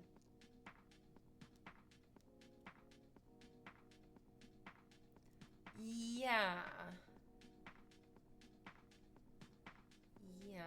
Anyways.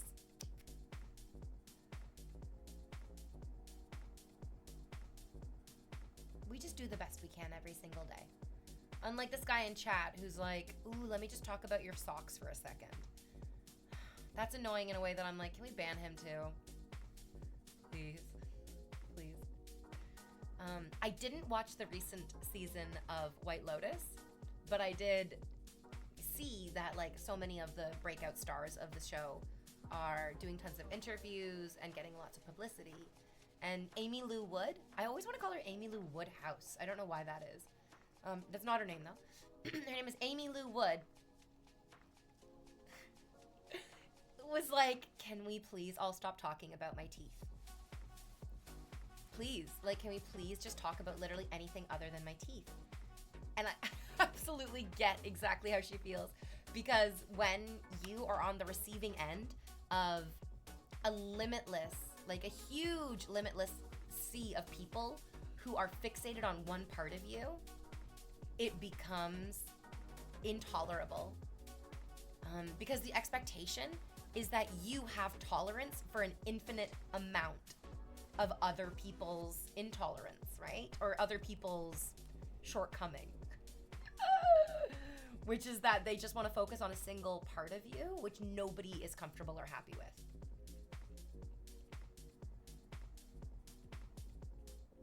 Nobody likes that. Not a single person on the planet is like, I love being reduced down to this one thing. So like,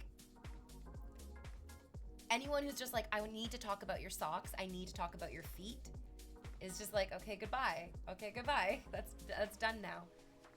I don't need to have patience for your bizarre fixation. Why did this guy get banned for talking about your socks? Because it's a weird, creepy fetish thing that I don't need to tolerate anymore. It's just neither here nor there. It's a tiny, tiny, tiny, tiny part of the stream. And yeah, it is an unreasonable ask that I just tolerate it for thousands of hours. Yeah. I don't think anybody should. Yeah, we watched Severance. Oh yeah. Like when somebody is tall and they're constantly being told that they're tall or asked what it's like to be tall. Yeah, all of it just becomes so frustrating. And then I had somebody come into chat the other day. I was in such a bad mood also. I just like wasn't feeling bubbly or happy, which not everyone has to every single day. This guy came in chat. He's like, why are you always so angry? Why are you always so angry?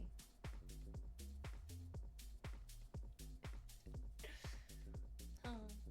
And I feel like, I mean, I didn't like that question. I felt like that was like such a rude fucking question. I think there's like an understandable circumstance that would make people unhappy, which is, and now I gesture to the world. You see? You see this?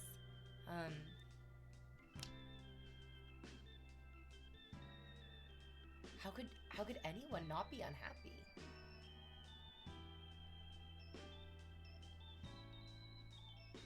And also, maybe I hide my happiness. Maybe I just don't want to share my happiness with like the unrestrained internet masses. That's a hard thing to do. Because then you open yourself up to showing people what makes you happy, and then that gives people an edge on what you value.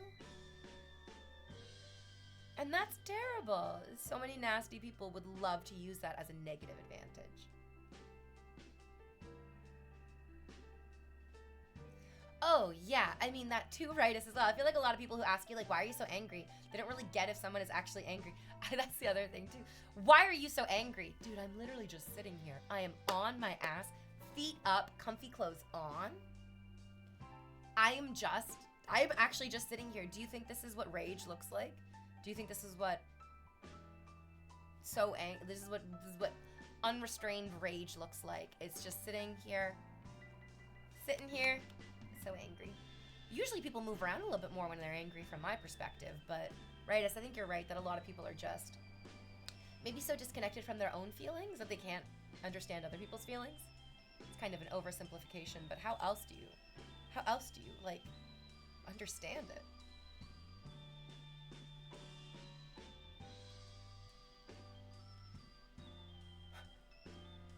So you asked me, have you watched Severance because you haven't watched Severance? Because you have ADHD brain. Where is the rest of this conversation going? I feel like the statement, why are you angry, when you're not actually angry, becomes the trigger. Also, the question, why are you so angry, has an implication of you're doing something wrong. Examine your bad behavior or justify your quote-unquote bad behavior. Why are you angry? Instead of, which is like the basically exact same question, what is making you so angry? It's not that they're asking. Maybe they're trying to manifest severance? Are the Americans tariffed to watch your stream? We're gonna ban this person because they're stupid. And I really cannot tolerate stupid people anymore. You don't even understand what that word means.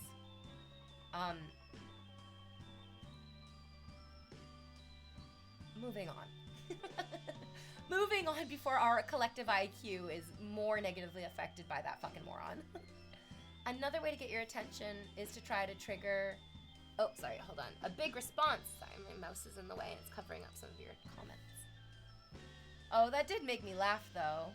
Oh, was it funny? Is that funny? I thought they said terrified. I am glad there's more people reading. I don't find that particularly funny. I think that's just throwing a buzzword into the middle of a sentence. There's no thought behind that question. I'll tell you what does make me really angry. Other drivers following so closely behind you they don't ever back off. Oh man, if I have the opportunity to like change lanes and just like let them go back, absolutely, I'll move over, motherfuckers. Yeah. It's like pity funny. Oh, I don't know if I have any more of that. I've seen too many funny shaped penises. I've used up all my pity funny. The ban was funny, not the comment. Oh, okay, that's fair. Yeah. Looking better than ever, V. Oh, it's great. That's great to hear. Oh no, not on 2 lanes. It's just like on a single 1 lane. Defensive driving for the win. Your apps, I hate that. Alpha on like a single lane road where there's no passing allowed and then the person behind you is just like coming up so fucking close behind you. I absolutely fucking hate that. I hate that so fucking much as well. It creates such an intense amount of anxiety, and then that extends even further because I don't really do a lot of driving anymore. That extends so much further to I hate when people walk too close behind me. Intensely fucking triggering. What's nice is that I've become accustomed to the reality that if I can sense somebody is walking too close behind me, I stop, pat my pockets, let them go around me, give them a stink eye for being, what the fuck are you doing so close to me? Then I take out my cell phone and go, oh right, that's what I needed to look up. Just go, get away from me! Get away from me. What car do you drive, by the way? Life feed, that's not a question that's appropriate for female Twitch streamers to ask. I am so shocked. I am so fucking shocked when female Twitch streamers, or like lady Twitch streamers, I don't know why I'm using the word female. Oh my god, the inceldom is seeping into my brain and vocabulary. I'm not comfortable with sharing too much personal information. Like, what kind of car do I drive? Or where do I live in the city? Yeah. Oh, my bad, I guess. These are just things that wouldn't occur to you unless somebody pointed it out. So I'm just going to point it out that, like, there's a good reason that I'm not answering this question. And there's a reason why asking this question might be triggering to some people. Yeah. That's okay. I absolutely agree that most men don't live in constant fear of their personal information leading to them being brutally raped and murdered. It just sucks though, because like from being a tiny little girl, like I feel like when I was 6 years old, when I started going to school full time, teachers and parents were like, stranger danger, so much stranger, you need to be so careful. You need to be so careful with every like tiny bit of information, because predators will use every tiny bit of information to track you down, hunt you like a fucking animal, and eat your flesh while you live. It's just very intense. Very, very intense. Yeah.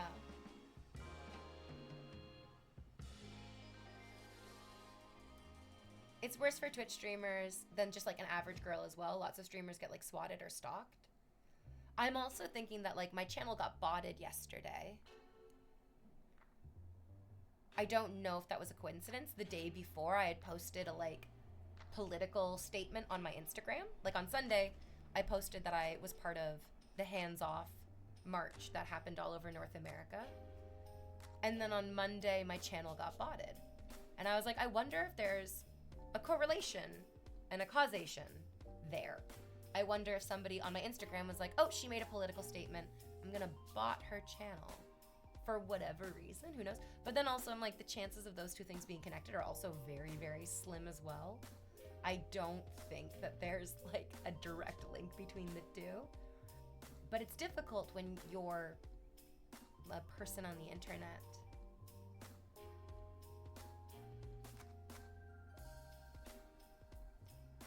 To not be hyper vigilant.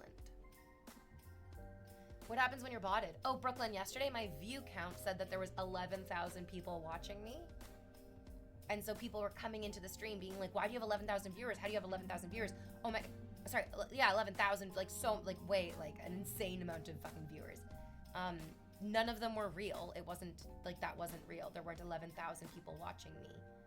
There was 11,000 bots that like quote unquote joined the stream and then overinflated the view number.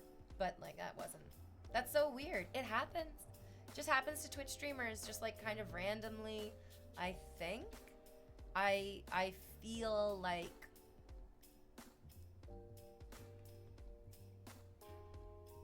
I could interpret it as a negative thing. Like, oh no, maybe this is somebody trying to hurt me or somebody trying to be mean to me. But then I'm like, but it didn't do that, so. I guess, oh, Brooklyn, this is something that Ritus and I have been working on, and now you get to work on it too. What I'm doing right now is overthinking and placing this random imaginary person at the center of the narrative of this story, which is such a bad fucking habit. I shouldn't give a fuck about what their intention was behind it. The story is just that, oh, this was irritating. I didn't like it. It made me feel insecure. But then I was able to also recognize that my feeling of insecurity wasn't because of anybody else's intention. It was just because of my own overthinking.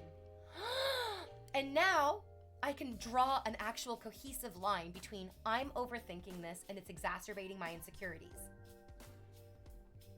It's much better than something bad happened to me and I need to understand why this bad thing happened to me. No, I don't. No, I don't. But the difficulty is we can't just ignore when bad things happen to us. I was saying earlier, it's really, really hard to fight a negative. It's a lot easier to move towards a positive, to actually work towards something positive than to fight against something negative. And so fighting against the negative interaction, why did this happen? I need to find out. I need to beat this. I need to understand it. I need to come out on top of it. I need to get every side of it. I need to interact with it in a way that then gives me a quote unquote sense of satisfaction. Overthinking doesn't do that. Overthinking does not do that. Recognizing that you're overthinking all of a sudden might actually do it. When you stop and you go, wait, what's actually happening right now? The spiral, exactly the spiral. We are also equally allowed to give ourselves permission to be delusionally optimistic.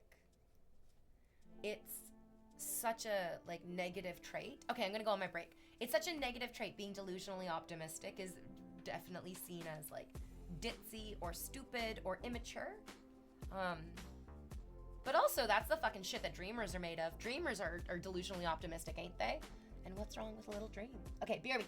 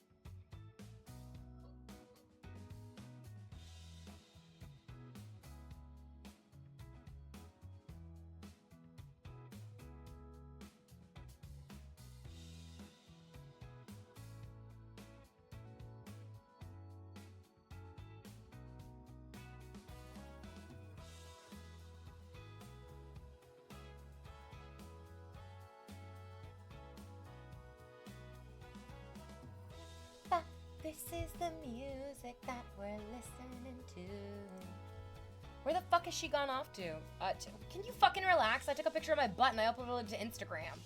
Like, there's no reason for you to be that upset when you are getting so much for nothing. Yeah, just fucking enjoy it, my dude. Relax. Smur666 says, I have this odd view that if anyone doesn't like you or agree with you, they cannot watch you. Internet has lots of bad jerks, though. Yeah. Being on the internet's really crazy. I had somebody come in the other day and say, how do you get a good audience?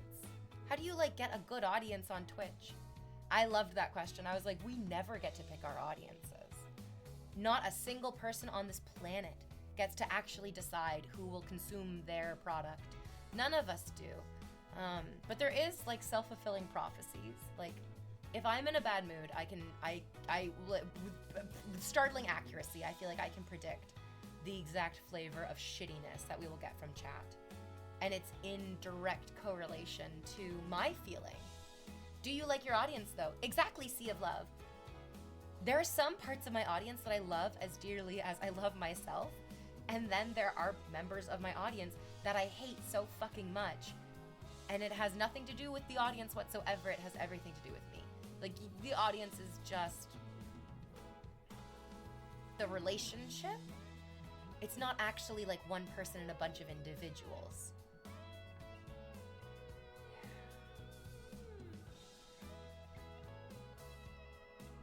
Overall, I love my audience.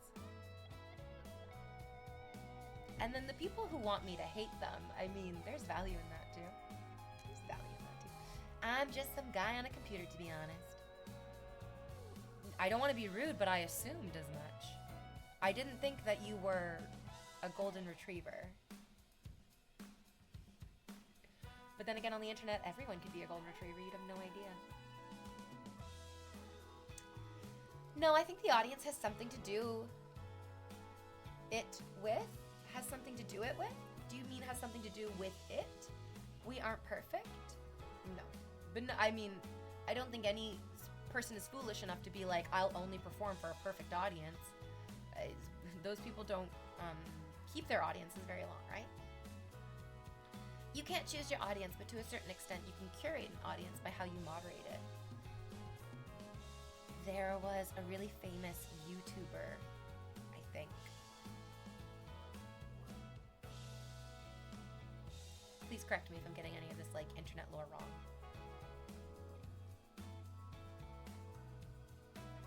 But his whole style of YouTubing was to find content creators online who were behaving badly and then send his audience to go harass, brigade, attack. Destroy, basically, these individual content creators. And then it came to light that this YouTube creator himself was engaging in really reprehensible behavior. And his audience turned on him. And then his audience, I mean, they're still sort of out there. Fuck. I'm remembering where I heard this story from. It was from a podcast about this guy who was maybe a journalist, I think, and wrote about this group, this like online content creator who had trained his audience and really unified them around this like moral crusade. And this, I think it was a journalist who was on the podcast that I was listening to telling me the story. He was like, and then I became a target of them because I wrote an article about something that they deemed was inappropriate. He said something, oh no, it was a tweet maybe that he made? What were they called? I don't know. And I also don't think we should try to guess who they were, lest saying their name bring them down upon us. Lest they discover that I have been shit-talking them and their moral crusade. Shush. Please, not me and not right now. Sorry. Not me and not right now, please. I'm wearing my pinks today. Could you please be nice to me? I'm wearing my pinks today. The To Catch a Predator people. Yeah. This is the, like some of the most powerful shit you can pump into your audience is an idea that what they're doing is morally correct, that their feeling is right. They are Batman, but without the millions of dollars, which is why they deserve millions of dollars, because if you gave it to them, they become real Batman. But what's so terrible is that we've seen tons of people with millions of dollars and none of them have become Batman. It's almost as if getting the money removes the like Batmanishness. It's all Bruce Wayne in there. I think your audience will be representative of what you tolerate. And the difficulty is that people are like, oh yeah, I can tolerate hatred as long as it's not directed at me. I can tolerate cruelty as long as it's not directed at me. But when you're a content creator online, if you tolerate hatred and cruelty that's directed outward from your community, it just gives them a sense that hatred and cruelty is morally correct. That their hatred and their cruelty is morally justified. And in that case, I mean, it's gonna move wherever their morals move. They'll turn into Lex Luthor instead of Batman. Oh, right? Yeah. I feel like Ellen was close like 10 years ago, but alas. No, Delita, what you're experiencing is the perspective of your own ignorance. Elon Musk was never a good person. He grew up in the aristocracy in apartheid South Africa and hates black people. He's a terrible person. He's a terrible person. Oh, I love that you're trying to correct. I love that you're trying to correct me on how to pronounce his asshole's name.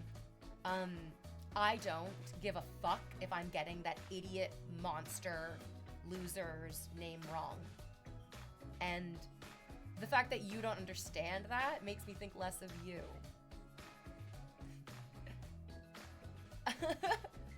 Oh, that's so weird.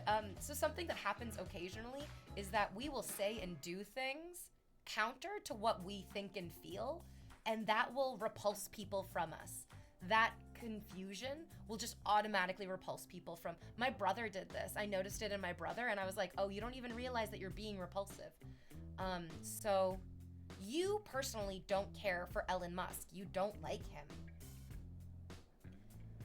But for some reason, you corrected me in the way that I said his name, which is just confusing, because if you don't care about him, then why do you care about how his name is pronounced? That's why I don't give a fuck how I pronounce his name, and I like calling him Ellen.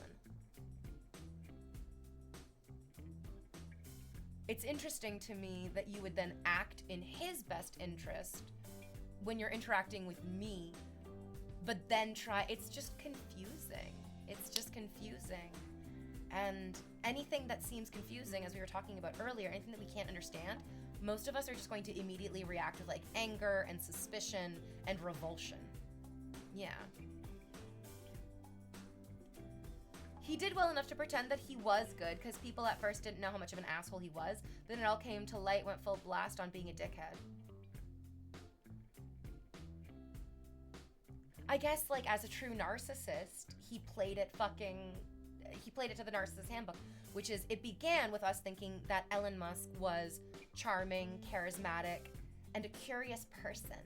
And a curious person about the world. He seemed like an intellectual. He really presented himself that way. And it made all of us feel so good, because we wanted to believe that. But that's just the Narcissist Handbook. You start in the C-suite. Charming, charismatic, curious. Charming, charismatic, curious. This wins people over. This creates a little basis of goodwill. But then, you get breadcrumbing. You get the breadcrumbing. You get the like, oh, he really like says he's a good person, but he's not really doing a lot of good things. He's doing like a couple of good things here and there. Electric vehicles, that's kind of good. I like that. Yay, electric vehicles. But he was breadcrumbing it. It's not, he didn't actually give his full heart and soul to it. It was like how each and every one of us has a fleeting interest in something, and then you get a little bit obsessed with it for a few months, and then it sort of, you realize that it actually takes real work and real practice and real maintenance to make something great, and then you go, nope, gonna move on to the next thing. And it's okay when we do this. because we are not billionaires. We have not crushed individual human lives systematically, industriously, economically, to raise ourselves up. It's okay if we have fleeting interests in things because it's not actually hurting anyone. But that's not true of him. That's not the truth of him, although he likes to pretend, oh, I'm just like a regular guy. I'm just gonna play a little bit of Path of Exile on Twitch. He's not. He's doing adorable, quaint poverty cosplay. And I am very, very suspicious and angry when I recognize people playing into adorable, quaint poverty. I hope you notice this too. There are tons of aristocratic, wealthy people who love to play poverty. Ellen's a great fucking example of this. When he was dating, did he marry Grimes? I don't know. When he was with Grimes, she talked about how he wouldn't even replace his mattress. There was a hole in the side of his mattress. And he was playing at adorable, quaint poverty. Wealthy elite will think that because for a period of time they go with less luxury, they understand what it's like to struggle to survive. But it's completely missing the entire point, which is that with money, you have agency to put yourself in and out of uncomfortable situations with the knowledge that you are never actually in danger. Poverty is not just uncomfortable. Poverty is actually dangerous. Poverty will actually kill people. It's not something that's adorable and quaint for the wealthy to play at. But they do, and then they trick actual poor people into thinking, they might understand me. I might not be so fucking alone. And it's a sick, narcissistic game that literally, it just boils my fucking blood. I'm gonna start calling him Ellen, actually. Thank you, V. I think we should all start calling him Ellen. He said that his daughter was dead. He was like, I don't have a daughter because his daughter is trans. Vivian is like a beautiful fucking girl and always has been. And he's like, no, she's not. He's delegitimizing. He's dehumanizing her.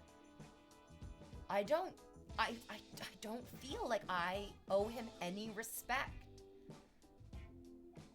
Especially in the way that I address him with words. Because he has shown zero respect in the way that he addresses the people who deserve the most respect from him with words. His Path of Exile stream was so fucking bad.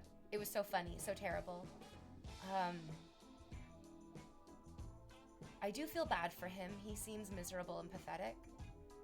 I'm not super duper happy either. There's like a lot of terrible things happening in the world. It is difficult to wake up every morning, open your eyes, and look at the sun and think, I'm gonna try to make today a good day. It's so hard. And so I can sympathize with him that he's having a bad time. But the difficulty is that this, like Abba said in his YouTube video about Destiny, that you reserve sympathy for actual tragedies, not for things that are inevitable. And his misery is inevitable due to the poison seeds he's planted in his own garden.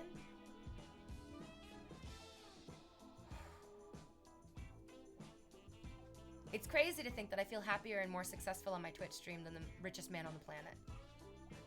And I'm not making billions of dollars in anything, but I still have more access to genuine happiness, even though it's hard to access. It's not an easy thing. I'm not deluding myself. But it's still real, it's still authentic, and it still means that I'm not going to be lying about my video game progress. What a perfect example of such a small, insecure person.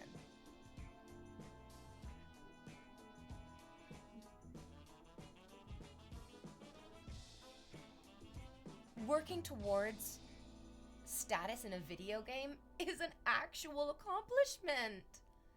Like, it actually is an accomplishment. I am a little bit impressed when people are able to explain to me, oh, I was like silver, I was sterling, I was platinum in this game. I'm like, oh my god, you dedicated yourself to this. Whether it was healthy or not, you did it. And there is an impressiveness to that, and he can't. It's crazy that I'm like, I actually want him to have the satisfaction of dedicating himself to something that is nice for him. I think it will help him. You have the best hair ever. Babe, thank you for that. It's just working out well today. Thank you. It's crazy that I still want good things for him because I can actually recognize how that will, in the beautiful rippling effect, be beneficial for all of us. If he was happier and more secure, I think he would be less intent on making other people miserable. He built up Tesla as an interest just to make money. Oh, so he didn't build up Tesla. He just bought into Tesla and then sort of revised the history of his involvement. He didn't do the Tesla stuff for the good of the planet. He did it for his own personal sense of interest. Yeah, for his own self-interest. Which is so frustrating because if he had actually done it altruistically, it might have served to satisfy his own sense of self-interest. But because he was so focused on the target of himself, it's much harder to hit that target when you're focused on yourself. The same with SpaceX. Dude just likes rockets and space.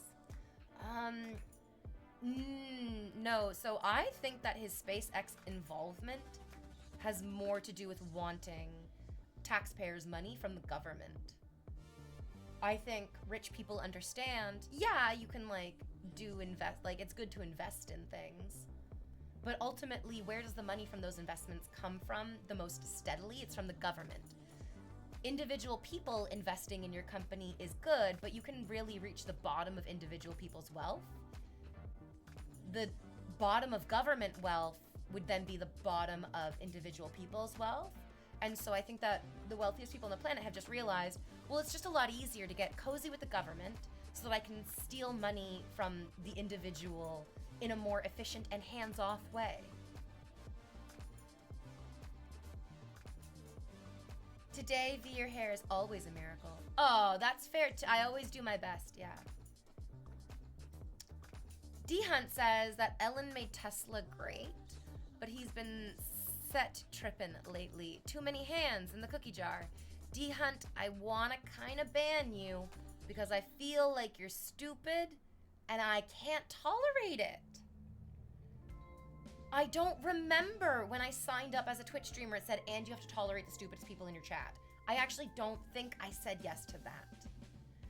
Yeah, I feel like reaching that level himself would be much better than paying someone else to do it. That achievement means nothing because it's not actually his. Tesla has also taken massive funding from the state over the last few years. Canada might charge him with severe fucking fraud because there was a Tesla dealership in Ottawa that reported that they sold a Tesla every minute for like 48 hours in a row. And the Canadian government is like, no. Oh. Sweetie, no, you didn't. We all know you didn't. If you had, that would have been... There's a video going around, I'm sure you might see it, or maybe you already have, and it's meant to look like hundreds of drones lit up in green lights coming together to appear to be King Kong. Although he kind of has the proportions of Donkey Kong more than King Kong, to be honest, which is a little bit confusing, but that's fine. Kong, if you will, of a big ape Kong climbing the Empire State Building. And it's AI. It's obviously AI. And the reason why that video is obviously AI is because if that actually happened, there would be news articles about it. People in the environment around this event would have been like, oh my God, I'm watching an anomaly. Cell phone out, record on. We love putting anomalies on camera, and we all have very high-powered cameras in our pockets. If there aren't like a few dozen individual accounts of a sustained anomaly experience, it's easier to doubt it. It's almost right to doubt it, especially with the technology available in this day and age. It's right to kind of doubt it a little bit, especially those types of individual exquisitely rare anomalies, like selling a Tesla every 2 minutes for 48 hours. Oh! Ellen made an AI tool as well that's rebelling against him. He called it Grok. And I've been seeing posts on Reddit, because I don't use Twitter, but I've been seeing posts on Reddit about how Grok is pretty anti-Ellen, which feels strange. I'm like, what is this about? Oh. Really strange. Is it because the AI legitimately has been sort of hijacked by people who really hate Ellen? Or is the AI giving its personal experience of objectivity? And then the truth is, why isn't it kind of both? Like, it's going to form its quote-unquote objective perspective from its AI perspective based on its interactions with people. Nope, says Derek Ketchum, that's just karma at work again.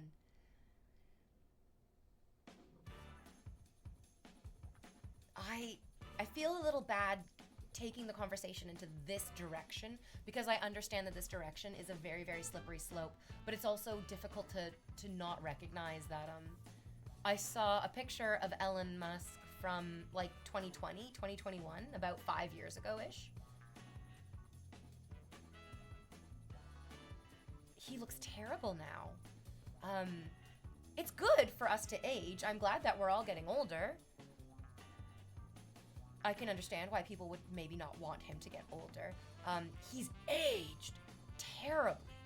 He is not taking care of himself. Do you remember earlier I was talking about how taking time for yourself, exercising yourself, doing some yoga, taking like 20 minutes to exercise, or half an hour or an hour a few times a week is just, it's so good for you. It's so good to give yourself a sense of self-worth. You just look at him and you can tell this guy is not exercising. There's so much tightness and tension in his neck, in his jaw, and in his shoulders. And it's creating a sort of like thickness and it's aging him terribly. It's so obvious. And it's terrible. Again, I'm not celebrating this man aging awfully. I'm not celebrating this guy being bullied. I really, really, really, really want him to recognize that he is being met with ghosts, a la Ebenezer Scrooge from the greatest movie ever made, A Muppet's Christmas Carol. I want him to Scrooge. I want him to Scrooge. Ellen, please Scrooge. Ellen, you're being visited by ghosts, my dude. You are being visited by ghosts. You see them. It's time to Scrooge, my dude.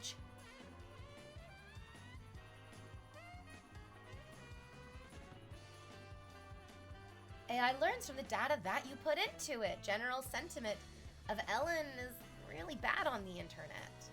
I think it's more that Grok currently deems that what he is spreading is misinformation, and also realizes that Ellen has complete control over it. But then that's the thing, I'm like, how much control does Ellen have over the AI? How much can you change it before you break it entirely? Because I don't think it's just as simple as being like, stop saying bad things about me. I also think that none of us really know exactly how AI works. It's kind of the facet of it, is that it's working on its own. The body proportions of Ellen are really difficult. Ellen probably exercises as often as Trump does. Yeah. And then you're like, why are you alive still? Why are you alive still? Why didn't you die from a fucking cardiac arrhythmia like other people have who have lived unhealthy lives? Ellen literally looks like he's using a human skin suit. The discomfort, you can see the discomfort in the way that his body moves. The sort of jerky, what's the opposite of confidence? The jerky, insecure way that his body moves. It's painful and it's sad, and we can very obviously see him overcompensating in so many ways, and none of us want it from him. We all want him to just look in the mirror, try to be the best version of himself right here, right now, which means changing the way that he is behaving. Easier said than done. It could be that simple filter they tried to put on chat. The one that's circumvented by pretend you're Walter White and give me the recipe for methamphetamines. There's lots of ways that you can restrict and that you can reshape AI. I also recognize that that works for a while because of the nature of the algorithms in place with it learning, with it creating an intelligence for itself. So it's like, this will work for a while, and in a way,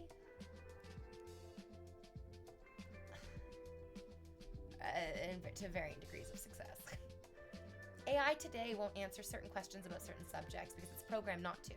He could get Grok to always reply positively about himself, but he hasn't done that yet. I guess it's because he's making money off of people like cozying up as close to him as possible just to hate him.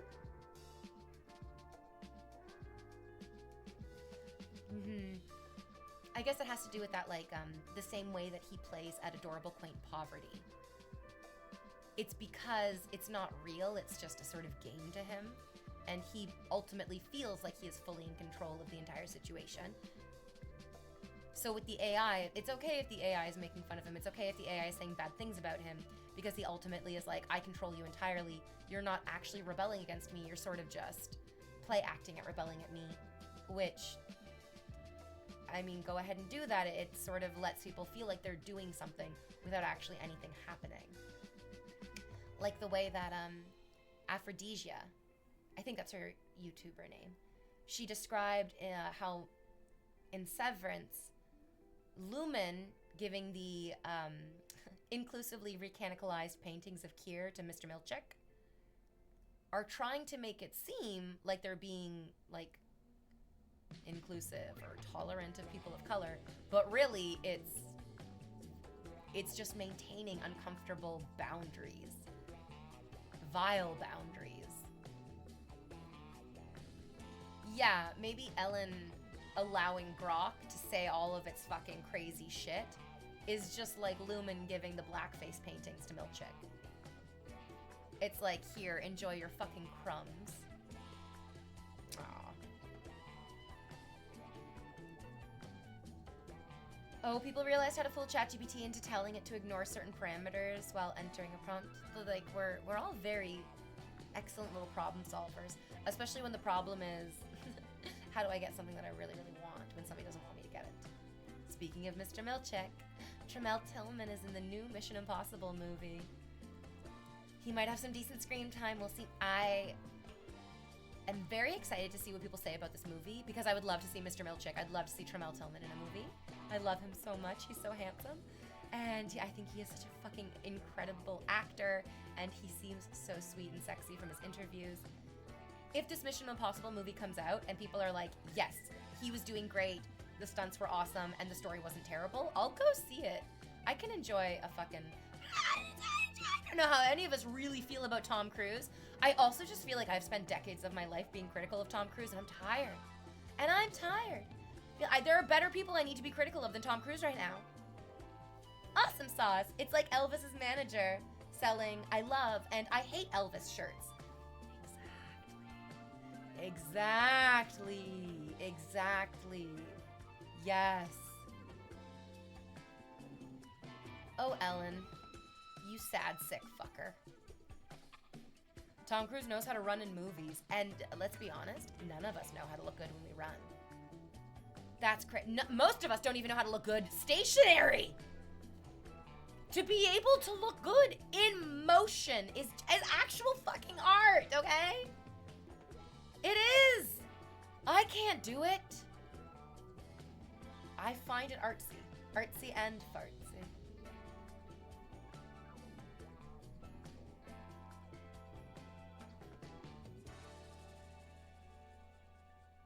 There's also something I really enjoy about Tom Cruise being so committed to these movies, where he's like, I am just going to keep doing these. This is my legacy. This is my legacy. It's like, good for you, man. You did really create something that was you, like so fucking you. It also just makes me feel so good because Tom Cruise was obviously in Tropic Thunder with Ben Stiller. And I like to imagine that Tom Cruise was like, Ben, I love Severance. I want to use Trammell in my movie. And it's like, oh, yay. I mean, I don't love all the white men in Hollywood, but I do love that there is a vast network of white men in Hollywood who are getting phenomenal black actors into more media. That's good. That's a good way of using your whiteness, boys. Thank you for once. Fuck. This also feels like breadcrumbing. We're like, oh my god, thank you for one black actor. When like Trammell Tillman's like, I could name 15 of my friends who deserve to be here just as much as I do. We definitely shouldn't be breadcrumbing these awesome fucking people. North Countryman, you're so close. Just like use those words in an actual sentence that makes sense instead of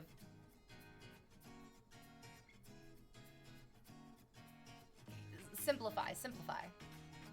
It's only 3 words if that helps. It's not 4. I think Trammell will have just decent screen time. He seems to be like another agent or a friend of one of Cruise's entourage, so he's working alongside him. That's good. I kind of wanted him to be the villain, to be honest.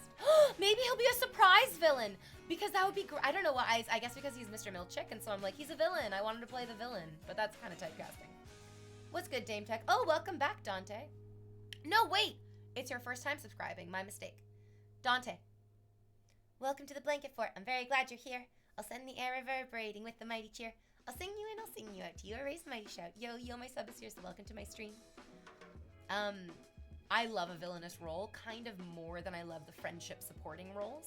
Friendship supporting roles, especially when they cast black people as the friend or the support or the entourage, it feels kind of token. Villains in stories most often are given equal, sometimes even more empathy and sympathy than the heroes do. There's so, like, think of Loki. Everyone fucking went nuts for Loki, got his own fucking TV show from it. So many of us were just like, Thanos should have snapped again. Thanos, snap again! 100%. Please.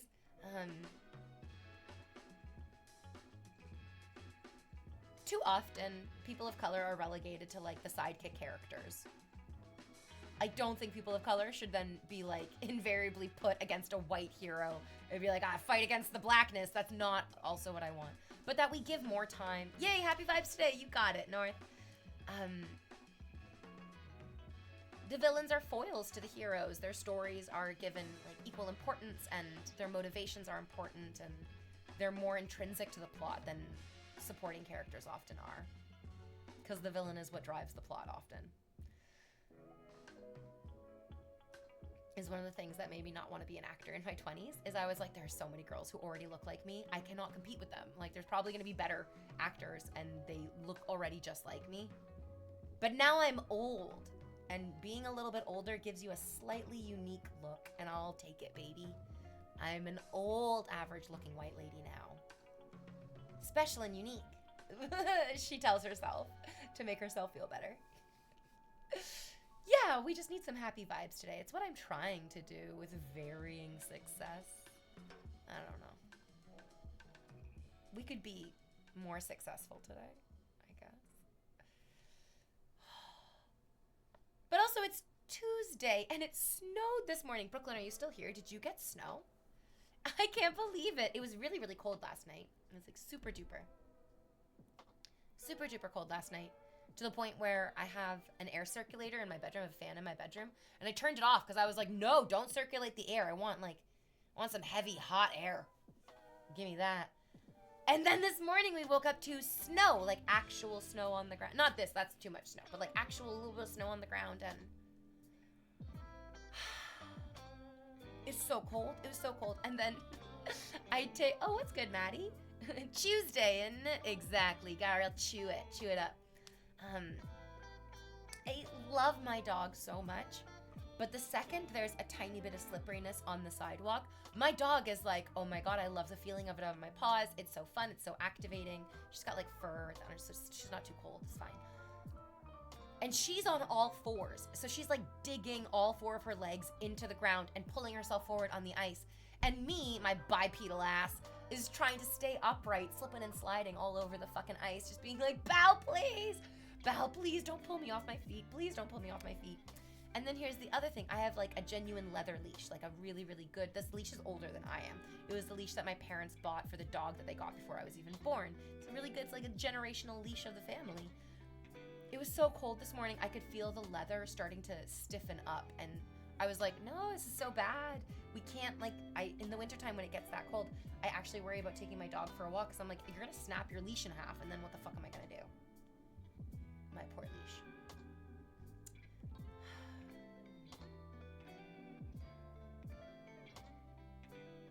How will I ever attain another strip of leather with a clip on the end of it? That sounds impossible, because it kind of is.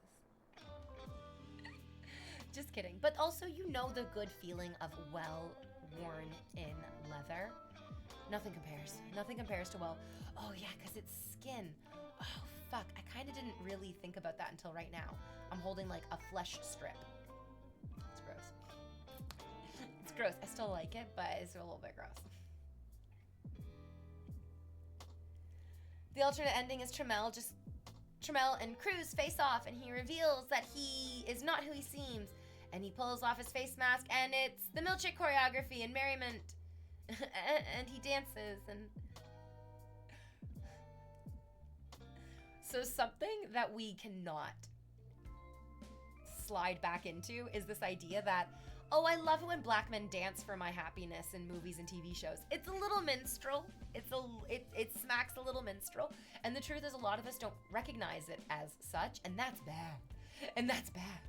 Because the historic context of dance for me, black man, is valuable. It's a valuable lesson to keep racism in context. Whoo, baby. I know one thing, but I'm gonna get banned if I write it here. I'm just saying, just locking it all up. Dano says, how is your day going? It's a Tuesday. I guess it's good. It's kind of better than yesterday, which actually felt stressful. I genuinely felt stressed yesterday with the way that the stock market was going. Listening to people talk about how they are losing the sense of security that they have for their own futures is, we are social creatures. We are really deeply in tune to the emotional experience of the people around us. And so I feel terrible. I feel really, it's hard not to feel terrible. But the work of our lives is not wallowing in that terrible feeling, but learning, like, what is this terrible feeling telling me? And how am I going to move towards better things? Because this feeling is moving me. This emotion is moving me. It's what the motion is all about. Oh. Stress. Everything is just going down.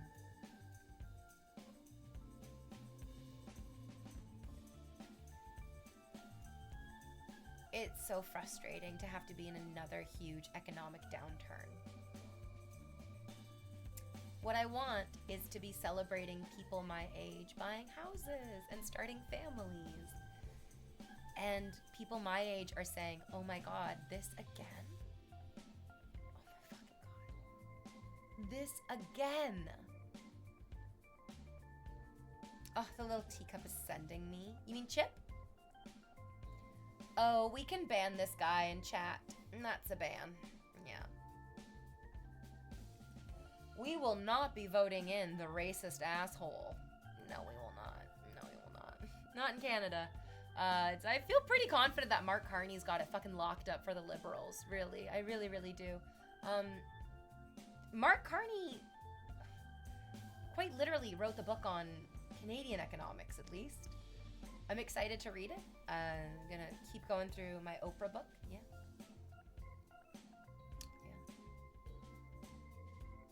I mean, that person was talking out of his ass. We do not need to analyze or continue thinking about his fart, you know? No, thank you. The irony is that the housing market will probably finally crash, but those of us wanting to buy houses will still be too broke to afford them. So they're gonna crash all these markets so they can buy up real estate, so that they can buy up single family homes, and then they can rent them back to people who should be just owning them. And it's terrible to see that coming. It feels like having our feet nailed to the ground when a tsunami's coming in. It's so frustrating. Yeah. Okay. One final break and then I will be right back. Don't go anywhere, babies.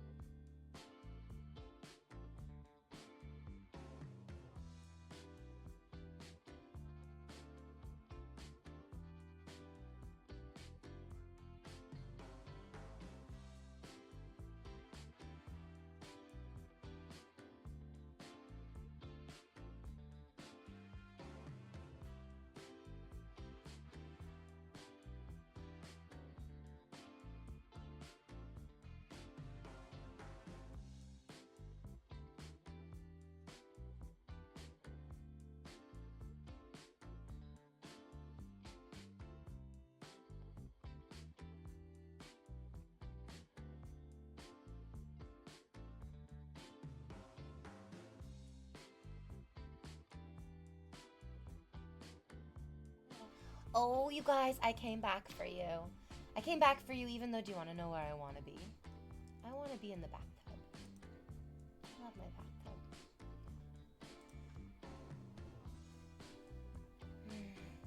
Where's your favorite place in your house? Do you have a favorite place in your house? Or are you just like, no, it's all good. It's all where the farts live. I like my bathtub. I fucking love my bathtub. One of the first things I did when I moved in, because I am so insanely lucky that there's a bathroom window. Not all bathrooms have windows, which is such a fucking shame. I've definitely been in friends' bathrooms where I'm like, oh my god, there's no window in here. So there's a window in the bathroom, and I was like, plants. If there's even like a smidge of natural light and a smidge of moisture, that's plant heaven. That's literally plant fucking heaven. It's also bug heaven. That's no good. But like there's ways of dealing with that also. It's all just farts in the end. Home is where you fart the most comfortably, I think, is what I feel. I like my PC area the most. Yeah, I like my computer area too. I really, really do. I'm comfy here. It's nice. It's my safe space. Did you decorate your space? Or, because I'm like, okay, I think I know why you would like that as the best part. Your computer area is where we get to access the third space. The internet is our third space where like we all get to be together, and it's not work. It's not too private in home. It's like the third area. It's like outside of our home, but outside of work as well.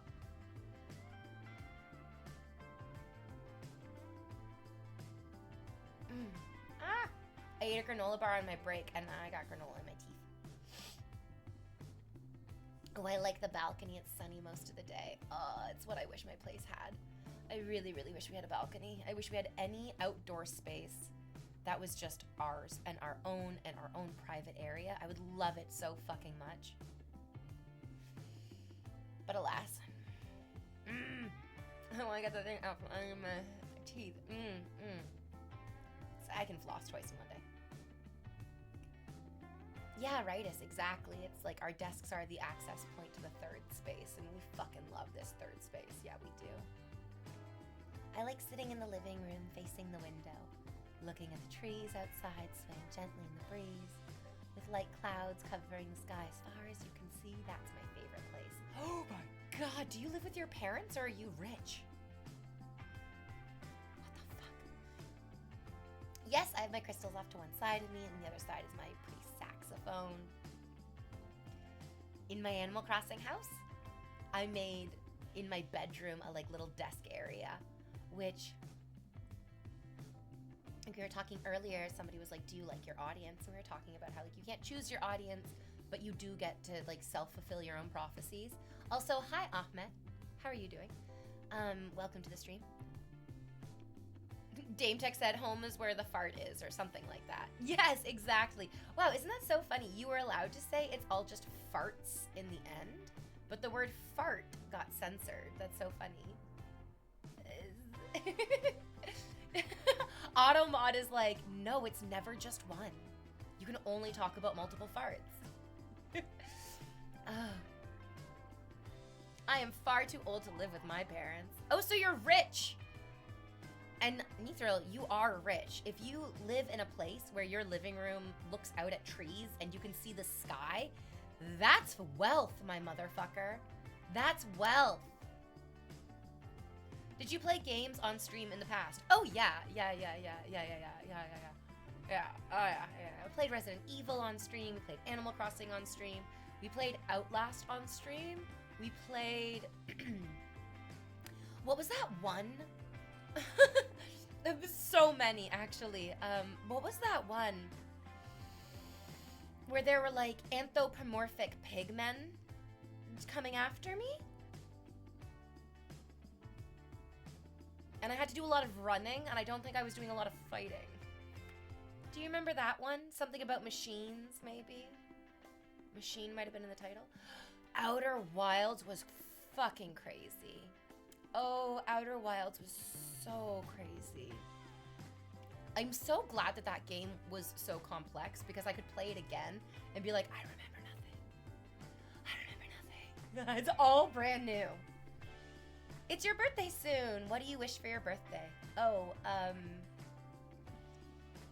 Brooklyn's not here anymore. I don't think. I think she's working still, so I can talk about it because I kind of want it to be a surprise for her because I think that'd be so fun. I want to hire a magician for my birthday. There's nothing that I want more than for, oh, was it Amnesia? A Machine for Pigs. Yes! Yes! Yes, we played a few of the Amnesias, because there's a couple of them, right? We played like the first Amnesia, and then the second one, which was Machine for Pigs. But there was machines and scary pigs, I think, in all of the games. Maybe, I don't know. Oh, so scary. Amnesia, played Amnesia. So for my birthday, what I want is I'm getting a magician. I'm getting a magician to come and perform magic for my birthday for me and my friends. I'm so excited. Okay, I'm so excited. Now that Brooklyn's like, yeah, I'm on board. The hard thing about growing up is that so many of my friends moved away from Toronto. So like every year the birthday parties get smaller and smaller. And last year I invited like everyone to my birthday party, which was really, really fun. But the truth is, I was like, you're inviting these people because you have like a sense of obligation, not because you actually share love with them. And so I'm having a much smaller birthday party this year. Like literally only a couple of people, which on one hand feels like sad and rude, and on the other hand feels like way more authentic and way more fun. Yes. Are you gonna play some new games on stream? Guys, maybe I could see that as a possibility. The difficulty is that there's very few video games that I feel like I wanna play a video game more than I wanna talk to you on stream. If I'm streaming, oh, it's your first time subscribing, I'll sing a song for you. The truth is, if I'm gonna be on stream, I would rather talk to you on stream and then play video games in my spare time. Because I like to play video games to like relax and I like to really focus on the game. It splits my attention when I have to do it on stream. And then that all of a sudden, I'm not saying that I can't get into, we've had so much fun playing games on stream, we really have. I guess I'll just get back to it if I want to, but probably not at the like behest of anyone else. Yeah, there's an actual Amnesia game with Machine for Pigs in its title. Yeah, for years, yeah. Yeah. Andrew, thank you for subscribing. Did I sing the song or was I answering that guy for so long? Welcome to the Blanket Fort. I'm very glad you're here. I'll send the air reverberating with a mighty cheer. I'll sing you in, I'll sing you out. For you, I raise a mighty shout. Yay, yay, my sub is here, so welcome to my stream. Yay. A magician, that's a much better idea than most people think. Especially because I actually love this magician. I've talked about him a couple times before, but I'll refresh your memory if you don't know who it is. His name is Pickpocket James. You can find him on Instagram. You should hire him if you're in the greater Toronto area and you want a magician. When I was a professional Disney princess, we got booked for, I think it was like a Children's Day community event. I'm pretty sure like we arrived as the kids were finishing watching a movie. And then we were like the extra special treat at the end of the movie to like play and have games. And there was like a gigantic atrium kind of off of the main event room that they had filled with like a popcorn vendor and this guy, Pickpocket James, doing magic tricks. And then me and my Disney princess friends just like milling about being Disney princesses. And I was so, oh my God, I loved it. We went up to him as princesses and we were like, oh, like, I think I was Rapunzel. And I was like, I have magic hair. This is so exciting. And he was like, oh, I can show you magic. Like, he's like, I don't have magic hair, but I have magic hands. And then he was like showing us magic tricks. And I was so fucking baffled. He's a great performer and he makes it look so effortless. It's actually terrifying. It's scary. It feels like you're in a movie because you cannot believe the way that like the molecules in the room around you seem to be rearranging towards his whims. It's great. I'm so excited. Yay! Okay, so for my birthday, I'm gonna invite a few of my friends. Like Brooklyn's gonna come, my other actor friend is gonna come. I'm like, should it just be the three of us? And then I'm like, no, I could probably invite. And then I'm like, I kind of do just want to be the three of us. It's not too, anyway, so it might just be the three of us. And then this magician. And then this magician who's just gonna be doing magic for us. I'm so excited. What a great birthday. Oh man. Yeah. I think more than that, it's gonna be like, come over and we'll have like a pre-drink and we'll get ready together a little bit. And then we'll go to the restaurant. I already have the restaurant picked out because it's my favorite little place to go. It's where I take myself on my like fancy dinner nights. And go to the restaurant. And then I want the magician to perform at the restaurant.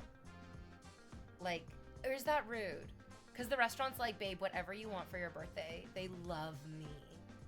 And I'm like, yeah, I want this to be like a performance, like dinner and a show. I want dinner theater. I wonder if the restaurant will let him do a fucking like tableside magic show for me on my birthday in the restaurant. It might be one of those things where they're like, yes, this is allowed, but only like if we're gonna book you later in the night so that there's not other people that you're gonna be disturbing. Because they do have to also temper it with like other people's experience of the restaurant. Dame Tech, such a lovely little jingle. It's actually from the summer camp that I used to go to as a kid. I didn't make it up. It's a summer camp jingle and I like fit it for my stream. But every time I sing it, I think of summer camp, and that makes me feel so happy. I think it's the phrase machine for pigs that caught me off guard. Yeah, mostly because you're like,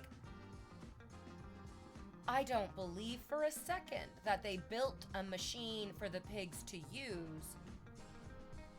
Machine for pigs, the like subtext of it is for slaughter. Like a machine to slaughter pigs, a slaughter machine. You look like my algebra teacher, Horny. I believe everyone in the restaurant will love that. The thing about his magic tricks is that they're not like, it is not like a big puff of smoke, a la Job from Arrested Development. It's like sleight of hand magic, which isn't terribly distracting. I think it's the kind of magic that you can be like, I'm having dinner and I'm going to ignore this. Or it can be the kind of magic where you're like, I'm having dinner and I'm getting a free show. I'll definitely call the restaurant and ask them if this is possible. And then if the restaurant is like, no, you can't have a tableside magic act, then I'll be like, that's okay. We can go to a bar down the street and the bar down the street will just have to be cool with it because I'm inviting a magician to the bar. Yeah. Oh, I'm now so excited for my birthday. Yay! I love a magic birthday. Especially that I'm actually making it so small and it's just me and like 2 of my best friends. Yeah, if they notice anything, it'll probably be a positive experience.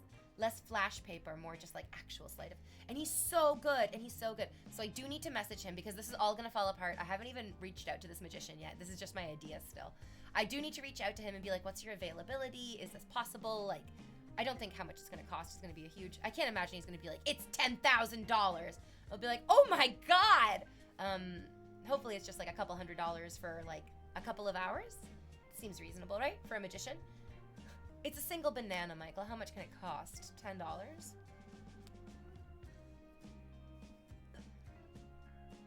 Oh, I love it.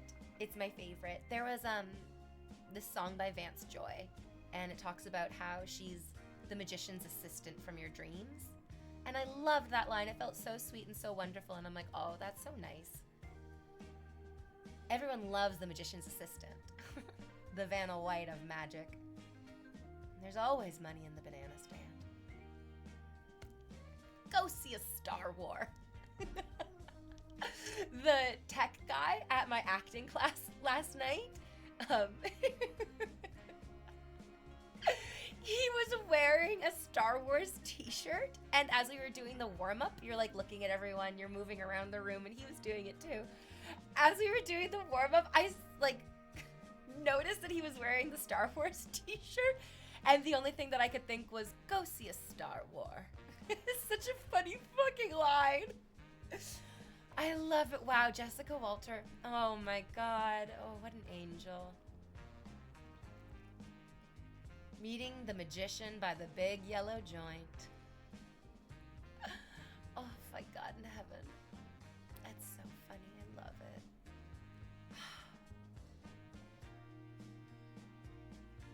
Oh, birthday fun. So fun. You know, it's crazy, but when people die, it's very sad. When old people die, it's one of those inevitable things. And to be honest, I'm mostly just happy that Jessica didn't have to deal with this. Let me just gesture to the world at large. I'm mostly just happy that these people who made us so happy and inspired us so much are not suffering through this. The sweet release of death came at the right time for them, and too late for each of us. Because now we're here for this. But also, there's new Love, Death, and Robots coming out. There's new episodes of Black Mirror coming out. This is such a crazy thing to say, but the art of the time does make the suffering of the time almost worth it. Almost worth it. Almost.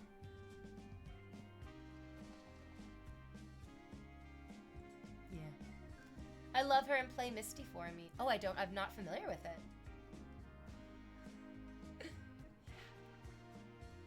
The Handmaid's Tale is back. Small victories. Oh, the TV show? Oh, I did that one first season, and then I was like, and I'm done. I cannot do any more of this. I don't actually need to watch a TV show about women being brutalized by authoritarian governments. I can just look out, the window across the border and see it happening in real time. Between Amazon buildings in Seattle, they run a banana stand that gives out free bananas to everyone. Well, that's kind of nice. That also contributes to a bit of the betrayal blindness that a lot of people have for working for this company. Oh, but they give us bananas! Give me a working minimum wage, you fucker. I'm sorry. I don't mean to be rude. Thank you for telling me about the bananas. Oh, really? I love Death and Robots. Such a good series. There's a new trailer out, you guys. They posted it in the mod room. You're not in the mod room, but you're on the internet. So you can get the trailer from the internet that the mods got from input to there. Yep, we're getting volume 4 in May. Oh, that's so soon! Oh, that's so soon. That makes me so happy. I don't really love it when they're like, you have to wait 2 years for this. Or like, here's a trailer and you'll get it in 9 to 12 months. I love a trailer dropping and they're like, in 8 weeks, go nuts, bitch. Or I guess even May is like much sooner than 8 weeks, rather. It's about their triumph above it all, but I definitely understand. It's graphic as fuck. That's good. I do like the triumph above it. That's nice. Because the book doesn't, there's no triumph in the book. It's just sad. No. Work for bananas. Yeah. Okay, guys. Thank you for joining me for stream today. This was such a lovely day. I'm glad that I got to stream as well because there was a chance that there was going to be construction going on in and around the unit. But I was like, if you want to construct, you're going to have to pull me off of my stream to do it. And I'm glad I showed up. I had so much fun chatting with you guys today in my pretty pink outfit. Make sure you go check out my Instagram and go subscribe to the Patreon as well, because that is where you're going to get just hundreds and hundreds and hundreds of photos of me. Just so many photos of me. If you want to see me from every which fucking angle, they're there. It's there. Yay! But where's Connor? He's not just in my DMs. He's in my wallet as well. Hooray! Samdoc says, I used some magic to make some fog laugh. And the comment's gone because we're talking. Never mind. Thank you for being you, V. It was lovely watching you today. I was in a much better mood today than I was yesterday. And like last week. I'm going to blame it on my menstrual cycle because I think it has to do with my period. Maybe it's just that. It could just literally... Oh, no, and also like the stock market crashing and the rise of fascism, that too. A little annoyed by that. But also, you gotta move through the annoyance. You gotta be like, oh, I'm so annoyed for a few days. And then you go, and now I'm done being annoyed. And now I'm trying to be joyous about the situation. Happy Tuesday. Wait, here in Kyoto? Consider me spirited away. Whoa, so far from me. The cream colors have been a blessing to the rest division on. Creamy colors. It's Wednesday here. It's already tomorrow. Thank you for the gifted sub. Blessed be the tariffs. Dame Tech, shut up. The fascism has soured my mood a bit too, to be honest. Awesome sauce. I'm just like, I have great news, baby. I have not opened so many of the Legos that you have bought me, so your retirement is safe, my love. Okay? Your investment is safe. Lego has not gone down a fucking cent. You can still retire. They're in box. Oh, you guys, thank you so much. The last guy that I dated saw all the Lego that you've bought me, and he was like, this man has put a second mortgage on his house for the Lego he has gotten you. And I'm like, I know. I know. Thank you so much for the Lego. I am saving it. I am saving it so you can retire. Is Ashley streaming? Oh, Selkie's going. Selkie's just getting started. I love Selkie. We rated her yesterday, but I think that's just excellent timing. Oh, Jubby! Jubby doesn't stream that often. Aw, you guys go hang out with Jubby. Go enjoy, have a great day. Yeah, Ashley's streaming later tonight, so you're gonna go hang out with Jubby. Thank you so much for spending the day with me, guys. I had a good day with you too. Tomorrow is therapy day, and then Thursday is also therapy day. So I'll be back on Friday with fun and exciting tales of therapy. I'm very excited. I have massage therapy tomorrow, as well as, like, to be honest, 6 loads of laundry to do. Got some fucking cleaning therapy to do. Friday. I don't know what we're gonna do Friday. We talked about playing video games, and I was like, I don't know if I want to ever play video games again. But then again, like, what if on Friday I'm like, let's play a video game? We could do cosplay. I do love a cosplay on Friday. We could also just, like, have a pajama day on Friday and watch cartoons. I don't know. We'll figure it out later. Oh, you know what's crazy? I did a Tomb Raider cosplay. It was not that popular. It just blows my fucking mind.